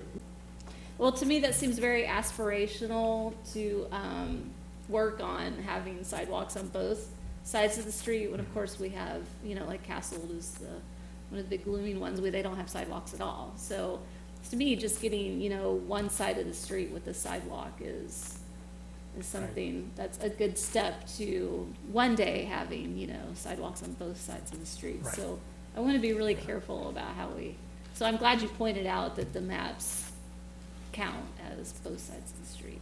Right. Yeah. Any other questions? Yeah, Brandon, on the ADA transition plan, $70 million to $160 million, was that simply for the existing sidewalks, or does that take into account all the gaps? That does not take into account gaps. So that's essentially the sidewalks that we have that we're trying to mitigate? Correct. Yeah. Okay, thank you. On the slide that talked about the big number, 70 to 90, it had, you know, the stars down at the bottom. One of them had to do with brick streets, and I didn't get a way to like read that. What does that price count? Removing brick streets or fixing them, or I didn't quite catch what that little thing was down there. You might have to blow it up if I'm gonna read it. Yeah. Oh, yep. Yeah. So number 4 here explains the contingency and what sort of considerations factor into that contingency, and brick streets or brick materials were factored into that. So I guess my question is, how does this dollar amount look at brick sidewalks? it factors in those an assumption for those materials. It's So actually for fixing them and not replacing them with concrete, correct, not replacing them with concrete. Correct. right? Yeah, I understand it costs more, I just need to make sure we're not removing them. No, in part of our work, and we didn't get into it this evening, but we have met with, or discussed with Lynn Zollner how we handle historic preservation, and she has provided good guidelines for how we do that. We can get into that a little bit more in detail if you'd like, but we think that we'll have a good approach. We'll pay for it, Yeah. but we'll have a good approach, and that's consistent with our values, we think. Of course, when we look at the program map, that's also a problem with just kind of identifying these arbitrary kind of geographic entities, is it doesn't take into account when we're kind of trying to create them, historic groups, houses, historic zones. Why can I not think of Yeah, the historic word? environs. Historic and- districts. And conservation, Thank you. yeah, Yeah, it doesn't take into effect that. exactly. So, yeah. I'll try to stop there for things I don't like. Do you want us to ask questions about the specific language of the proposed ordinance now, or do you want us to wait? So we're not presenting an ordinance. Are you talking about the policy? The policy, yeah. Right. And just to be clear, as an administrative policy, our recommendation is that, so what we're looking for is feedback, are we on the right track? And ultimately, the city manager will sign that once he has a good cover level. Well, it was a timeline question that I had regarding the specifics within it Right. under 5C, which says, the first notice will be mailed to owners of property located in the annual program area no later than the first day of January following completion of the inspection. There's no statement that I could find within that policy of when the inspections would occur, so my presumption was that you'd get it done around the 1st of January. But then up here, you said that you would send it out on the 1st of January, so those would have been done in the fall. And that's just very vague in there, and if that was the case there, then that kind of made all of the other timelines kind of wonky. So just, it sounds like based on if that's definitely going out January 1st, then you don't need following completion of the inspection at the end of that sentence, right? Okay. It's going out no later than January 1st. And so that was just very vague to me, Well- which kind of threw off the timeline for the rest of the Yeah. policy. Yeah, the reason why we included that specific phase following completion of the inspection was because we're going to be crossing the calendar year. And so I just wanted to make sure it was clear that, the inspections will occur, and then following the inspections and no later than January 1st, the notifications would be going out. I think taking a second to look at that, the following the inspection piece, maybe it could be moved to a different part of the sentence so that it doesn't sound like, it could be the 1st of January, it could be the 15th of January, Right, if that makes sense. makes sense. So I just want to reiterate my concern about the hazard identification criteria, and just make sure that on those items A through H, that we're very definitive on what those requirements are. I think it'd be helpful, mainly on H. I did have a question on 4. No, wait a minute. 4A4, where you talk about section 7.A.1. I couldn't find that. Is that in this policy, or is that a different? Jake, do you have your copy?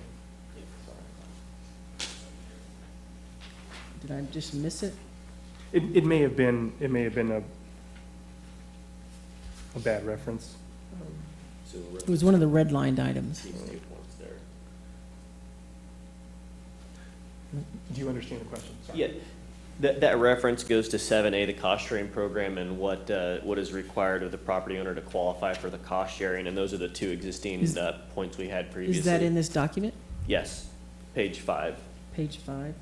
page 207 of the agenda packet. Page 5 of the revised? Yes. 5 of 7.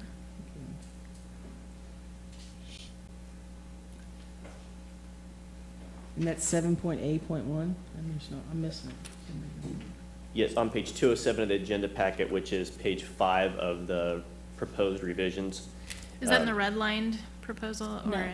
No. No, Oh, I'm sorry, okay, that's the some on the clean. red line proposal, It's okay. the So middle. those two qualifications are the same that we had existing, the first being that there's multiple adjacent sidewalks on the Okay. property, and the second is that it is a Okay. residential property that's owner occupied. Okay, I'm looking at the red line, so, It's the middle link. yeah. Okay, thank you. Mhm.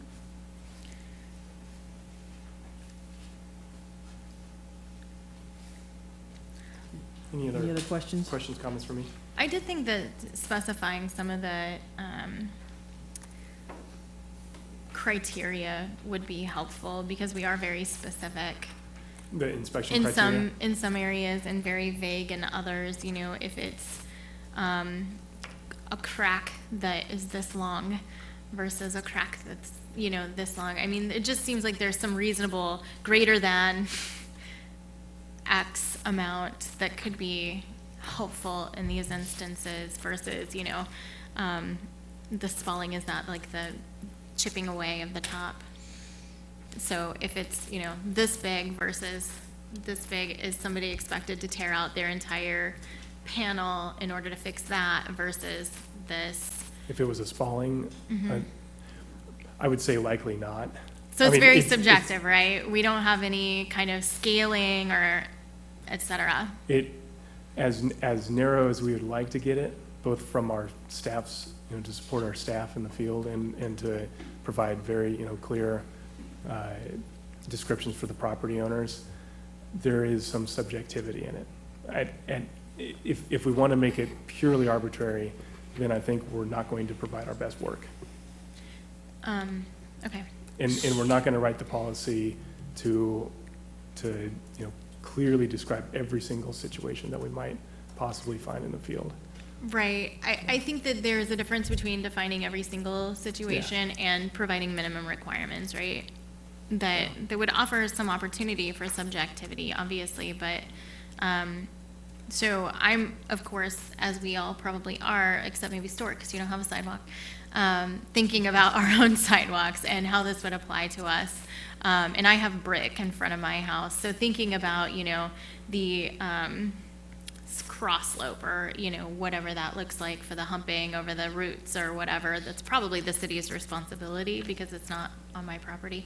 But, you know, what is the extent to which, if I wanted to get ahead of you before you do the inspection, fix it my own way, before you can know what's wrong with it, essentially, then I need to have an idea of the extent to which I need to make those repairs so that I don't have any paint on my sidewalk when you come by in autumn. Yeah, and I would say, you know, in a situation where a property owner is looking to get ahead of the program, it'd be a good idea just to go ahead and contact the city and have that conversation with us so we could advise. And several property owners did that. You know, where that became a challenge is then, again, we've only got so many staff working on the program, and trying to get them out to, you know, dozens and dozens of property owners to give them a consultation becomes complicated. But I would say in that situation, you know, I would just encourage the property owner to contact the city in advance of performing the repairs, and that way we can talk through what a reasonable repair would be. I think the appeal process helps us also. Having a documented inspection report that the property owner can see and say, no, I just simply don't agree with that. You know, there's spalling, but it's so minimal that it's negligible, it's not a hazard. And then having an objective appeal officer be able to consider, you know, the input of the property owner and consider the inspection report, look at the defined criteria and make a decision, I think does provide a fair process. Still accommodates the need for some latitude, you know, by the inspector in the field, but it does provide, I think, a pretty fair process. So some of these could be replicated by the homeowner, but not all of them?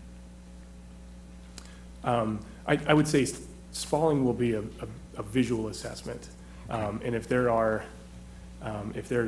you know, crumbling concrete on your sidewalk, that's likely going to cause somebody who's using a wheeled mobility device to trip or fall, or you know, could be hazardous in some way for them, then that's going to be pretty apparent. And I pushed back on Jake and the staff and said, you know, can we come up with a percentage? So, you know, if you're looking at a 5x5 panel of 4-inch concrete, you know, what's the right percentage? And at what point does spalling, you know, if it's 10%, does that make it a hazard to somebody who's you know, using a mobility device? If it's 20%, and so I think by just defining it as spalling, that gives us, or you know, delamination, that gives us the latitude we need. And if somebody simply disagrees, then they'll be able to get an objective as possible second opinion based on the. And I think the language you used in your response there is very important to keep in mind as we move forward with that, and that was that it presents a hazard. A lot of the negative feedback that I received about our sidewalk policy in the initial implementation stage, or I should clarify, a lot of the negative feedback that I found myself agreeing with, frankly, that I received early on was people were sending photographs and saying, this panel of sidewalk was condemned. Right. And it would be a panel that, you know, had a very noticeable crack through it. And I understand how concrete works. It's not going to fix itself. It's not going to get any better. And I think the idea of the inspector was to identify it and say, in an 8-year cycle, we identify it now knowing we're likely not to be back here for 8 more years or whatever the case may be. But the crack through the sidewalk, which doesn't have dipping occurring, doesn't have a half-inch deflection, does it present a hazard to the public? Right. Probably not. And I think that's where that subjectivity has to remain, because we have to be able to look at a situation like that and say, this does not present a public hazard, and be able to tell someone, you know, we're not going to force you to replace that sidewalk, even though a neighbor is being forced to replace theirs, as long as we keep that in mind, that public safety hazard standard. I mean, that's the standard to me. Right. Is somebody with mobility issues, are they going to be able to traverse this landscape safely? If the answer is no, that panel needs to go. Right. Or the existing versus the potential, or the future. And I don't like, I don't agree with, I don't like the idea of penalizing someone for the future. I totally agree. Right, That's you what know, I'm like, saying. yeah, okay, yeah. Yeah. That we need to, you know, we need to condemn sidewalks that are bad in the present, not condemn sidewalks that have conditions that in the future will become bad. So I guess my last question, when I'm thinking about, so clearly I've been thinking about how property owners can properly budget for this, or think about budgeting for this. Has it been a consideration, like broadly looking at the program, to do something that would delineate whether or not this is identified as a city repair, or the city is responsible for this repair because of whatever infrastructure effect or tree root effect or whatever, versus property owners' responsibility, like a different color of paint, or, you know, so that when they see all this paint on a sidewalk, and say 50% of it is the responsibility of the city, how are they gonna know? Yeah. Rather than, oh my goodness, I have to do all of this. Yeah, that's our practice currently, and that'll continue, to mark city defects that are the city's responsibility with one color. Okay. And then, you know, then you gotta have good training to make sure the inspectors don't get confused and grab the wrong can, but. Lucky. And we may have had a few of those cases too, but, yeah, and we wanna do such a thorough job of the inspections that we don't have to go back out 4 months later and do a complete re-inspection, because we don't think that's the best use of our public resources either. We wanna be able to go to bid with the first inspection that we have.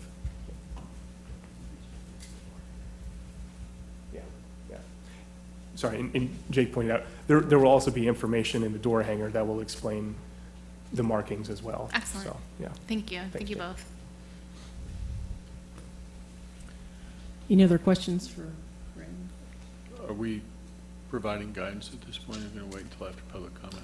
Public comment. Right. Yep. So we're ready for a public comment on this item.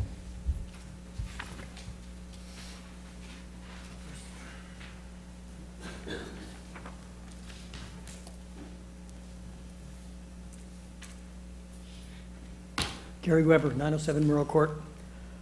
Lots of good things in here.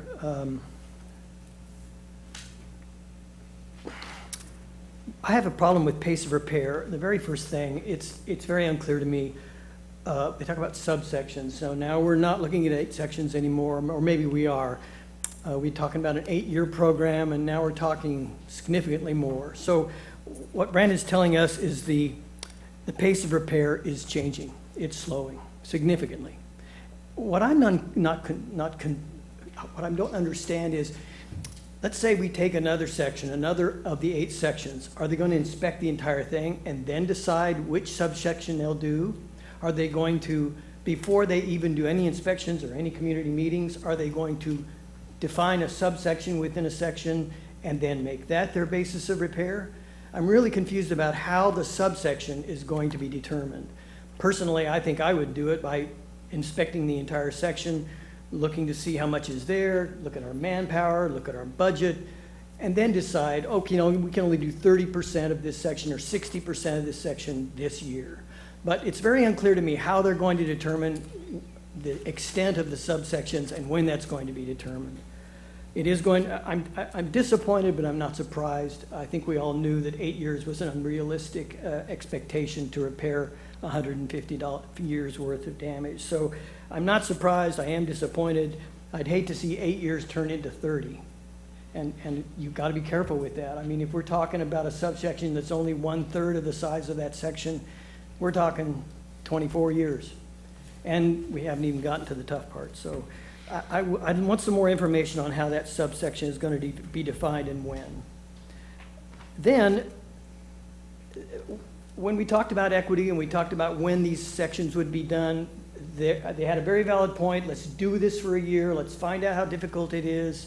And then we'll have a better idea about what's going to take. And then we can talk about different sections of the city. Well, we've had a year. It's been pretty challenging. Now we're going to reduce the scope. I want to know when you're going to get to the hard part. Because if it's going to be 30 years or 20 years or even 15 or 10, that's a long time to make the worst sidewalks in the cities wait.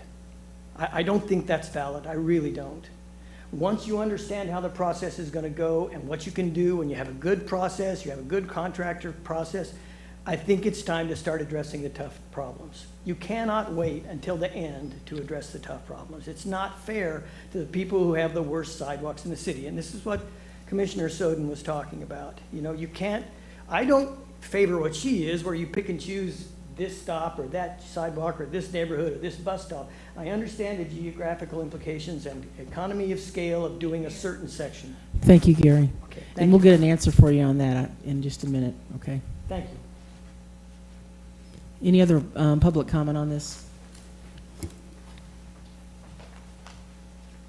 Good evening, Mayor, Vice Mayor, and Commissioners. My name is KT Walsh. A question I hear a lot is about warranties, and if the city or a contractor repairs, what are the warranties typically? The other thing I need to bring up is we are so disappointed in East Lawrence by what the subcontractor did redoing the brick sidewalks on East 9th. They in no way are accessible. There are gaps, there are broken bricks. They cut bricks to put in small spaces so they will absorb water and freeze and crumble. Brandon, I think we might have to take a walk pretty soon. Anyway, so I think for a long time, I think we've needed a brick sidewalk task force. I know you don't want any more advisory committees, but I'm just talking about a short-term group that might include city engineers, Lynn Zollner, Independence Incorporated for ADA compliance, the neighborhoods that have brick sidewalks, Old West, Oriette, Pinckney, North Lawrence, East Lawrence, Brook Creek, Barker, and University Place, the Preservation Alliance, also Peasley Tech, because the few contractors in town that do repair brick sidewalks are aging out, and young people need to be trained. You can make money doing this. Those sidewalk contractors could be on the task force. Also, there's a lot of research. The VA is doing a lot of research in accessibility and brick sidewalks. They own a lot of historic properties. They're all about the ADA and their system.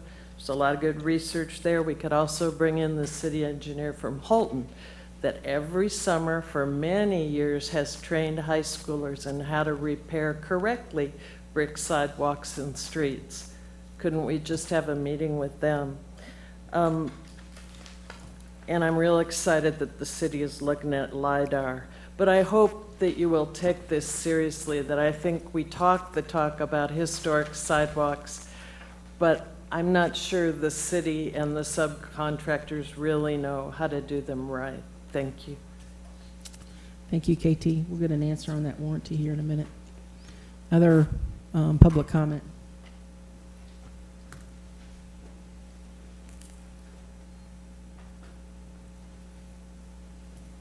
Thank you, Commission, again for talking about this. Kind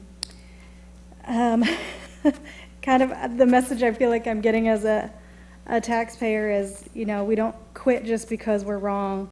We just keep doing the wrong thing till it kind of turns out okay. I surprisingly do want to say I'm really appreciative to staff for the changes they made with respect to the things that went very badly with this as it was implemented. And also, strangely, I'd like to echo the concerns of my neighbor Gary about which section you're going to choose. You've already budgeted money for that, but we haven't been told what section you're going to choose or how many people that's going to affect.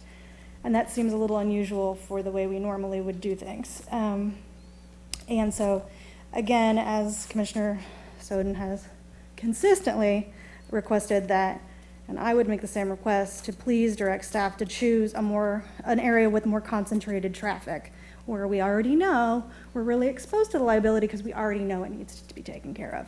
We already know that Barker, Old West Lawrence, East Lawrence, Oriad neighborhood is in serious disrepair.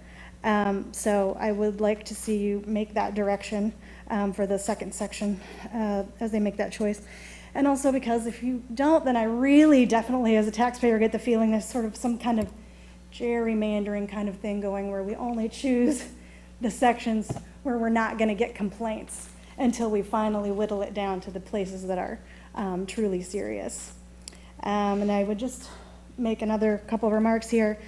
Again, as a neighbor pointed out, you know, we were really told that this was a great emergency and this had to be implemented right away. And now we're being told, oh no, we can kind of take our time. But I do really appreciate staff acknowledging a lot more money needs to be put towards it at a time.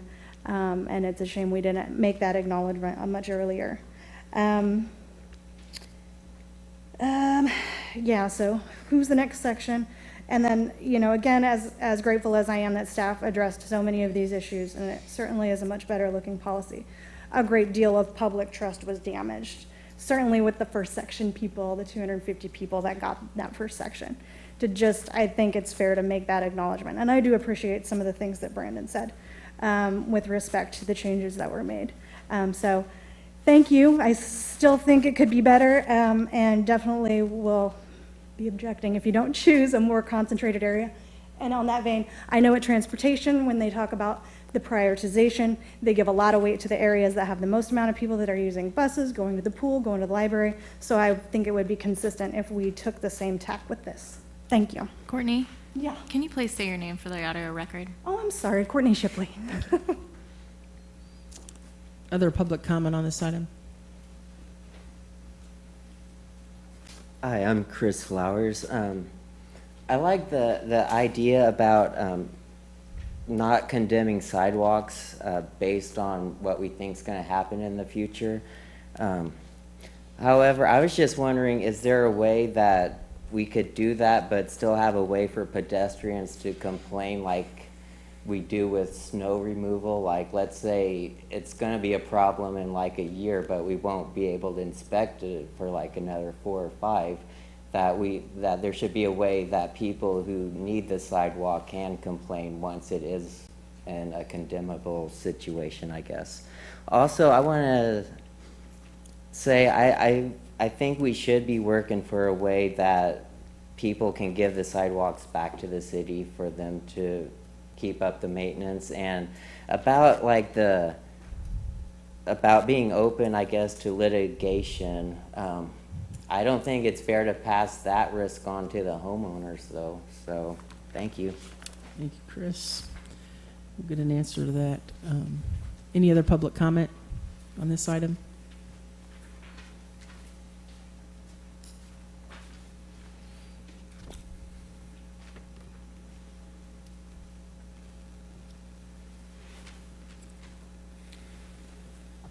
Michael Kelly, 1123 Brentwood Court.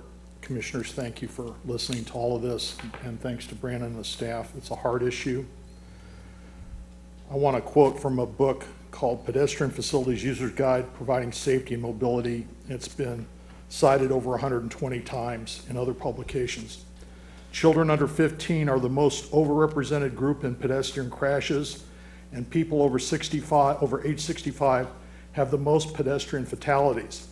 Therefore, it is especially important to provide adequate facilities in the vicinity of land uses such as retirement homes and school zones. Our policy here, where the city has drawn arbitrary geographic boundaries, is flawed.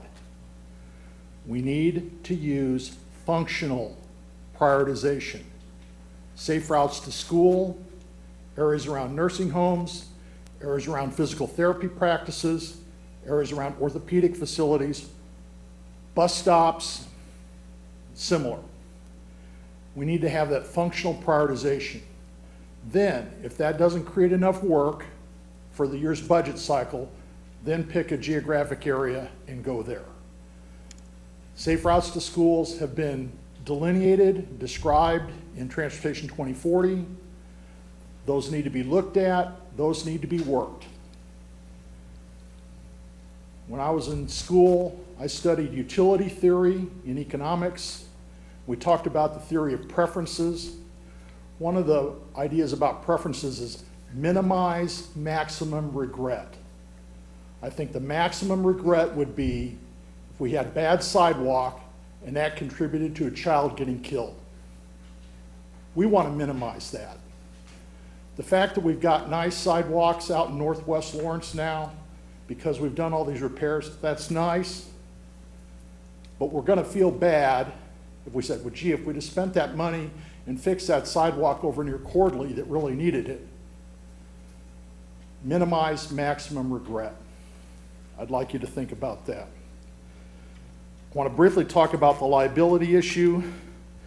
There's an article in the New York Times. I'll find it and send it to all the commissioners.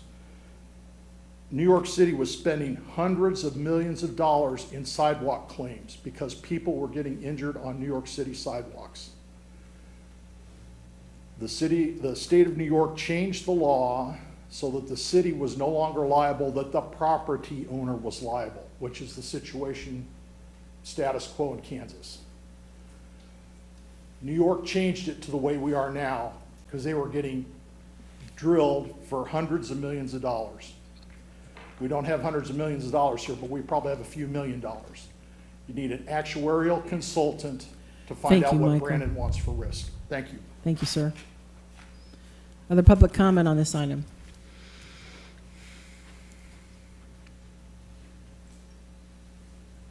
Okay, bring it back up here to the commission. So we got a few questions, Brandon.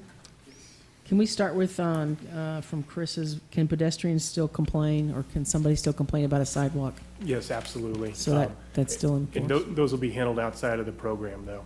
Okay. So they won't have access to the financial assistance that this program provides. Okay. All right.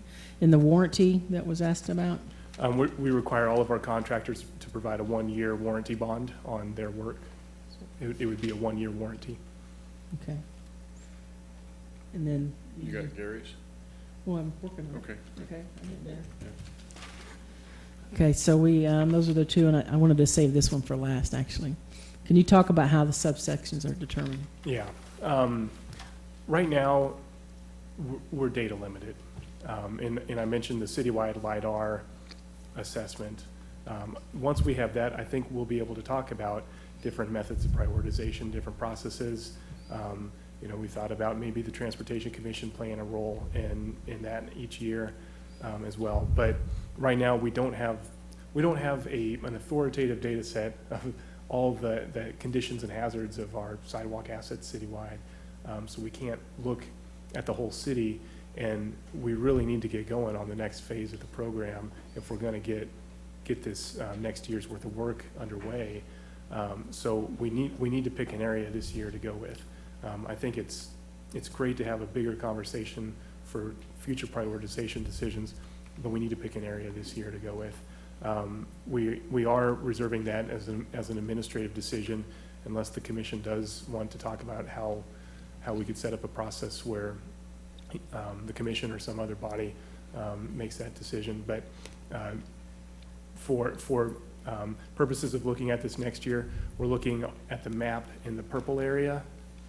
And I guess I should probably pull up the map on the screen here.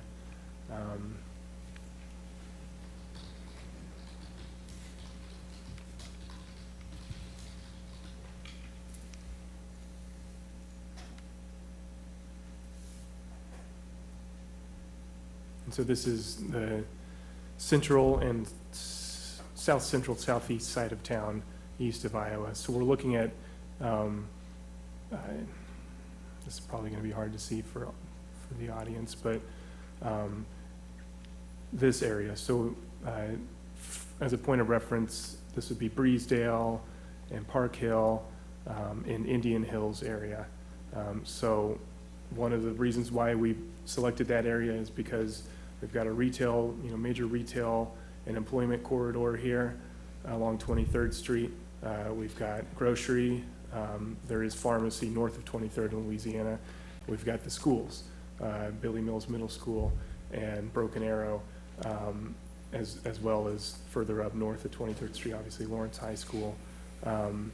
We've got historic environs. There are only 2 historic environs in that area, but we do have some historic environs, so we can start wading into that area as well and start building our program around those requirements.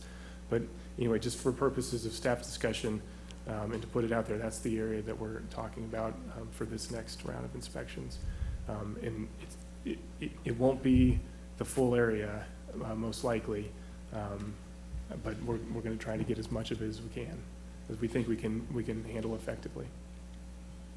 To me, saying that we don't have yet the citywide data just points to using something like Safe Routes to School, which already does have citywide data.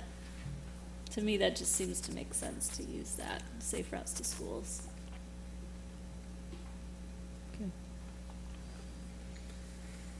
So when you say you won't get to that entire area that you just outlined, what does that mean? We won't be able to do the entire purple segment. I think we can certainly do Breesedale and Park Hill, and there's actually fairly limited sidewalks in those neighborhoods.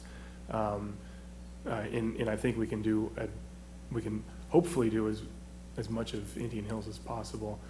I've sort of set as just an arbitrary cap, somewhere between 500 and 1,000 properties.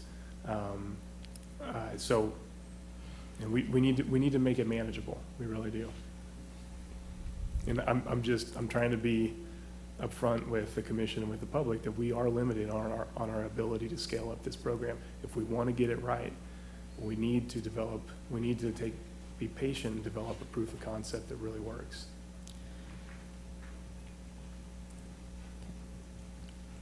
Questions? I think, the idea of how many years are we looking at, and we were talking about 8 years, Gary pointed that out for citywide. Where are we headed with that, Brandon? I can't honestly say that I know. But I we think really need to scale it back to be able to manage it. That's what you're saying. At least for this next year, we do. And I think that as we get better at it, as we get more data and as we learn and develop our systems, they can become scalable. And we can do a better job of, in the annual budget process and in the 5-year CIP process, identifying what the cost and the funding needs are. When we're going into areas with alleyways, we're going to be reconstructing virtually every alley apron. Where we are doing city work, we're going to be doing it to as close to ADA, grading as we can.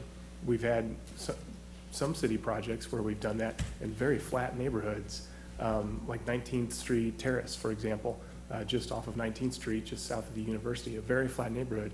We ended up reconstructing the majority of the driveways in that neighborhood, just in one city block. And that was a good $75,000 worth of construction. That was 4 or 5 years ago. So we'll run into and when you think about brick, laying brick sidewalk, That's very time consuming.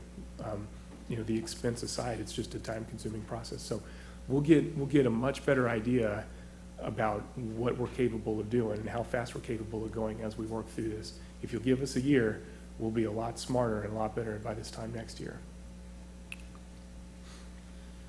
So just so I understand, you're looking at that west purple area, is that what you're looking at? Correct. For Yep. that entire area? We will try for the entire area, but we'll be honest with ourselves about what we can do. We need to sit down with our inspection staff and make sure that we really can get our inspection plan, get our communication plan to a level that we think we can handle that many properties. And frankly, Brandon, while I appreciate you owning, that responsibility and that burden on behalf of the city, the reality is that the pacing we were shooting for was probably unrealistic from a contractor standpoint. Oh, completely. I mean, aside from city communication, aside from all of that, I mean, like I said, it's great that you're owning that, but the reality is, there's 23 licensed concrete contractors in the city of Lawrence, and a lot of them aren't touching residential sidewalks with a 10-foot pole Right. because there's no money in it. Right. And so to put boots on the ground to actually do this work, you're not going to do the city in 8 years. Unless you start importing concrete contractors to Lawrence, Kansas, you are not going to do this in 8 years, and that's not the city's fault. Right. Well, there's a whole side rant there, but we have a massive shortage of skilled labor in this country, and particularly in a college town, where, the liberal arts degree is the way everyone goes, and we don't have the necessary skilled labor we need in this community. Plain and simple. Right. Don't blame it on us. I'm a But, liberal but arts I will degree. say, I believe that it will become much more Go pour some efficient. concrete and I'll watch you do it. Excuse me, Matthew, excuse me. Okay. That it will become much more efficient if you package it like you're talking about packaging it, so that way when you put this out to bid, they know what sidewalks they're gonna be repairing. Correct. The contractors will know what they're getting into even before they submit a bid. Right. That's what we need. And so that will help with the efficiency of getting the project done more consistently. Correct, yeah. Okay.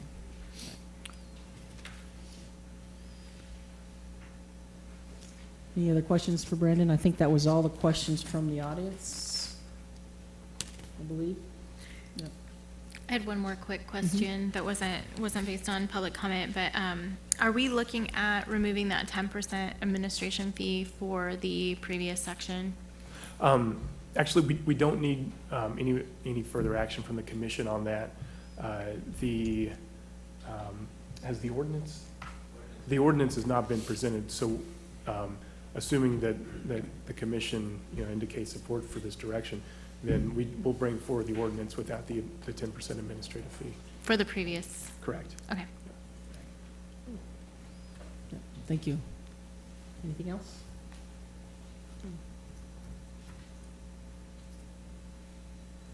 Guess that's it. Well, I guess, I'd like to take us back to why we're doing this. I mean, we need to have better mobility in our community. And, I'm concerned that we do have to stay within the legal framework for the fiscal aspects of this. I appreciate staff's attention to improving this program for the homeowners. That really needed to be done, and I appreciate that you've given thought to it. Better communication is a significant aspect of how we're going to do this better in the future. And some of the communication that needs to be done is community-wide with regard to the assistance programs, because it's not widely known the assistance that the city is providing to homeowners, and also aspects of the city responsibility. So those are things that the whole city needs to learn about, not simply people who might be in the west part of that purple section. And I think another aspect of this is that this really needs management attention. Managing this program, we can make policy changes, you can make changes to the details, but we need really excellent management attention to this program as we go forward. That will have a significant impact in how well this program does and how the public perceives it. I especially appreciate Mr. Kelly's remarks about trying to do the repairs, the sidewalk mitigation in the high traffic areas, in those places it's really needed. My understanding is that to get the bids that we need to make this program financially viable and to be able to manage it, we need to concentrate the hazard mitigation that we do. So if I'm wrong on that, let me know, but that's my understanding. So that's what I'm looking at as we go forward. Yeah, I just want to say, you know, I understand. I read my email every day and answer my phone every day and come to these meetings once a week. So I understand it's the popular thing to do to hate this program. But lucky for me, I don't have to campaign right now, so I can just be brutally honest with you and tell you that for the first time in my lifetime, the city is actually addressing pedestrian infrastructure and doing it in a manner that's going to work. Now, it's going to step on a lot of people's toes in the process. And there's going to be a lot of angry constituents coming before you and yelling at you for 3 minutes. And you know, Mike Tyson said that everybody has a game plan until they get punched in the mouth. And here's my biggest fear is that, you know, we've been getting punched in the mouth quite a bit. And a lot of it we've deserved, and some of it I don't think we have. And my fear is that with this next election, it's going to be the easy thing to do to hate this program. It's going to be the popular thing to hate this program. But in my house, we call this the takeout dinner policy, and that is, you know, you have your spouse and you say, let's go out to dinner tonight. What do you want? I don't know. You choose. And then you pick something, and your spouse says, well, yeah, but not that. I hate that. Well, then, okay, tell me what you want, right? The sidewalks policy in this community has been the takeout dinner policy. Everybody hates it, but nobody has a better idea, right? And so my fear is that as a community, we're going to see this community punch in the face, and we're going to say, let's back away from it. Let's stop. And great, now you have a lot of people who don't get their toes stepped on, but you also have a lot of broken sidewalk like we've had in this community for my entire lifetime. And so, yeah, this is not a popular program, and there's a lot of people in Northwest Lawrence that hate me right now, and it sounds like there's going to be coming soon a lot of people in the Indian Hills neighborhood that will hate me. But it's a program that's going to make our pedestrian infrastructure better, and it's going to work. And the reality is, you know, I'm with Gary. I don't want to see 8 years become 30. But there is a significant skilled labor shortage in this community, as there are in communities all across America. This program was never going to happen in 8 years. It was not going to happen, regardless of the bureaucratic side of it. On the skilled labor side of it, it was never going to happen in 8 years. I work with skilled tradesmen every single day of my life. And I can tell you right now that if you find a skilled laborer that's able to work at your home in the near future, you should not hire them. That is not a person worthy of hiring, because all of the good laborers are booking months and months and months out. There is a massive shortage of labor in this community, and we're seeing it play out in the pacing of this program. It is what it is. And so, Brandon, I appreciate your willingness to kind of own some of the delay, but the delay is realistically not on the city on this. It cannot be done in an expedited fashion.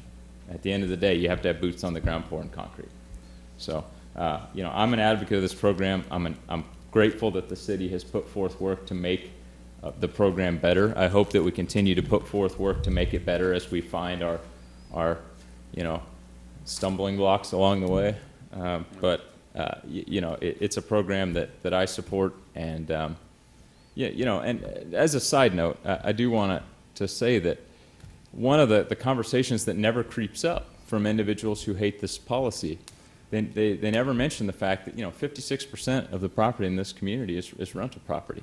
And so for all the conversations about let's make sidewalks, you know, the burden of the city, well, then what you're saying is that you want all the taxpayers to subsidize 56% of the rental properties. I'm in that industry. It would be of great financial gain to me if you would all pay for my broken sidewalks. But I'm also living in this community, and I understand that that's my legal obligation, and so I own that. And I hope that as a community, we kind of come around to that idea. So that's where I'm at. And thank God I don't have to campaign. So I just want to thank staff for the work that they've done on this, that they've owned up to some of the issues that we've had, and they've come up with a solution, and we're going to continue to get better, I think, with each phase that we do this. But I also want to thank the public for coming forward and expressing their concerns, and all the emails, although sometimes they were painful to read, as well as painful, the people I met with one-on-one, many of them from Northwest Lawrence. It was great to hear them. At the same time, I'm just glad that they came forward to help us make this program better. So, thank you. So, yes, I reiterate the gratefulness for the work that you all have done, but, I think that the reason that I've consistently pushed with having this conversation about what this looks like in the future is so that we can really examine what in the long run is going to save our taxpayers money, whether it's funding the supplemental or providing funding for folks who can't afford to fix their sidewalks through those sections. That might realistically be the case versus taking on that liability section by section, in which case property taxpayers are going to be footing the burden of that. So either way, our community is paying for this. What is going to have the least financial impact on them? Do we want the neighborhoods and the folks who can afford to fix their sidewalks to be able to do that so that we can subsidize those who can't? Or is it more cost effective in the long run for the majority of our residents to increase property taxes in some way or other, inevitably, to cover the cost of the city taking on that infrastructure and that liability? So that's why I've consistently pushed for not why no, not anecdotally why no, but what would it take to get to yes, realistically, as closely as we can estimate by using numbers. Because if we don't have that in front of us, I can't justify saying that it might or might not be worth the risk, because I genuinely don't know. I have suppositions and maybe assumptions that if we do have our property owners who can pay for that and subsidize those who can't, that maybe we are saving the taxpayers money in the long run. But I haven't seen that borne out in front of me on a spreadsheet or on a PowerPoint slide or whatever that looks like. And until I have that, I can't make that justification. I can't rescind the argument that I've made that this is infrastructure, this is transportation of humans, and the city should take that on. My ultimate goal here would be to save our taxpayers money. And so that's why I've consistently pushed it and asked that question. What does this look like long-term? What does it take to get to yes? Not the reasons why no. And that's something that I really hope to see in the future. I know it's something that we mentioned talking about, because I do think that we've made strides. I don't think that this is trying to do something broken better. I think that it's something that we're learning how to do. And so if we consistently get better at doing it, then we're consistently providing better service for our community, and particularly the communication strategy. I'm so grateful to see that you all have really addressed that, really been thoughtful about how we're coming to our residents and saying, this is something that's going to cost you money, and we're going to paint your stuff, and you're probably not going to be pleased. So the more communication we can have on the front end for that, I think that's vital. So thank you. Well, as I mentioned earlier, we need to make sure we don't lose sight of the big picture in this, and that is when I was talking about what does success look like for us. And to me, that needs to be the question that we ask at all times when we're looking at this policy. And we're so far deep in the weeds with this policy, it's just, there's no one that's not going to get hit by a bat with some of this. So to me, a good city, a good healthy city, takes care of their sidewalks, and I think that it's more efficient to bring it back in-house. All of Commissioner Herbert's comments about, private corporations not wanting to do sidewalks for all of their reasons, that just tells me that maybe it is better than that we have a couple people in-house that are just doing this for us. If the private sector cannot provide this service, then we provide it ourselves. So everything I hear tonight just reinforces the conversations that we've been having for 4 years, even when, I ran for election 4.5 years ago, actually, when we were all at Liberty Hall talking about transportation, that pedestrian access is very important for us, multimodal traffic, including people walking and biking and people pushing their kids in strollers is extremely important to our community here in Lawrence. I think it's an appropriate expenditure on the part of the city. So there's so many ways that I've disagreed with many things that people have said here tonight, but I will continue and consistently say this is the wrong direction that we're going. I appreciate all of the changes that were made to it, obviously. You know, I like what you're trying to do. I just think this is the wrong tactic to take still. I think it'd be more efficient to bring it back into the city and more efficient for homeowners as well if the city, even if the city just did all the repairs ourselves rather than trying to have other homeowners try to do it ourselves. I'd like to see on our communication that we really put at the top, you know, you don't have to do this yourself. The city can do it. We'll do it cheaper. You'll get charged 10% extra. That may wash out by the cheaper part. We don't know, but it's just more important that people understand, you know, that's the first option is not self-repair. The first option is just let us do it. Don't be scared by condemnation language and all of that. We really need to push that. Thank you. Anything else before we wrap it up? Okay, we're done. Thank you very much for all your comments.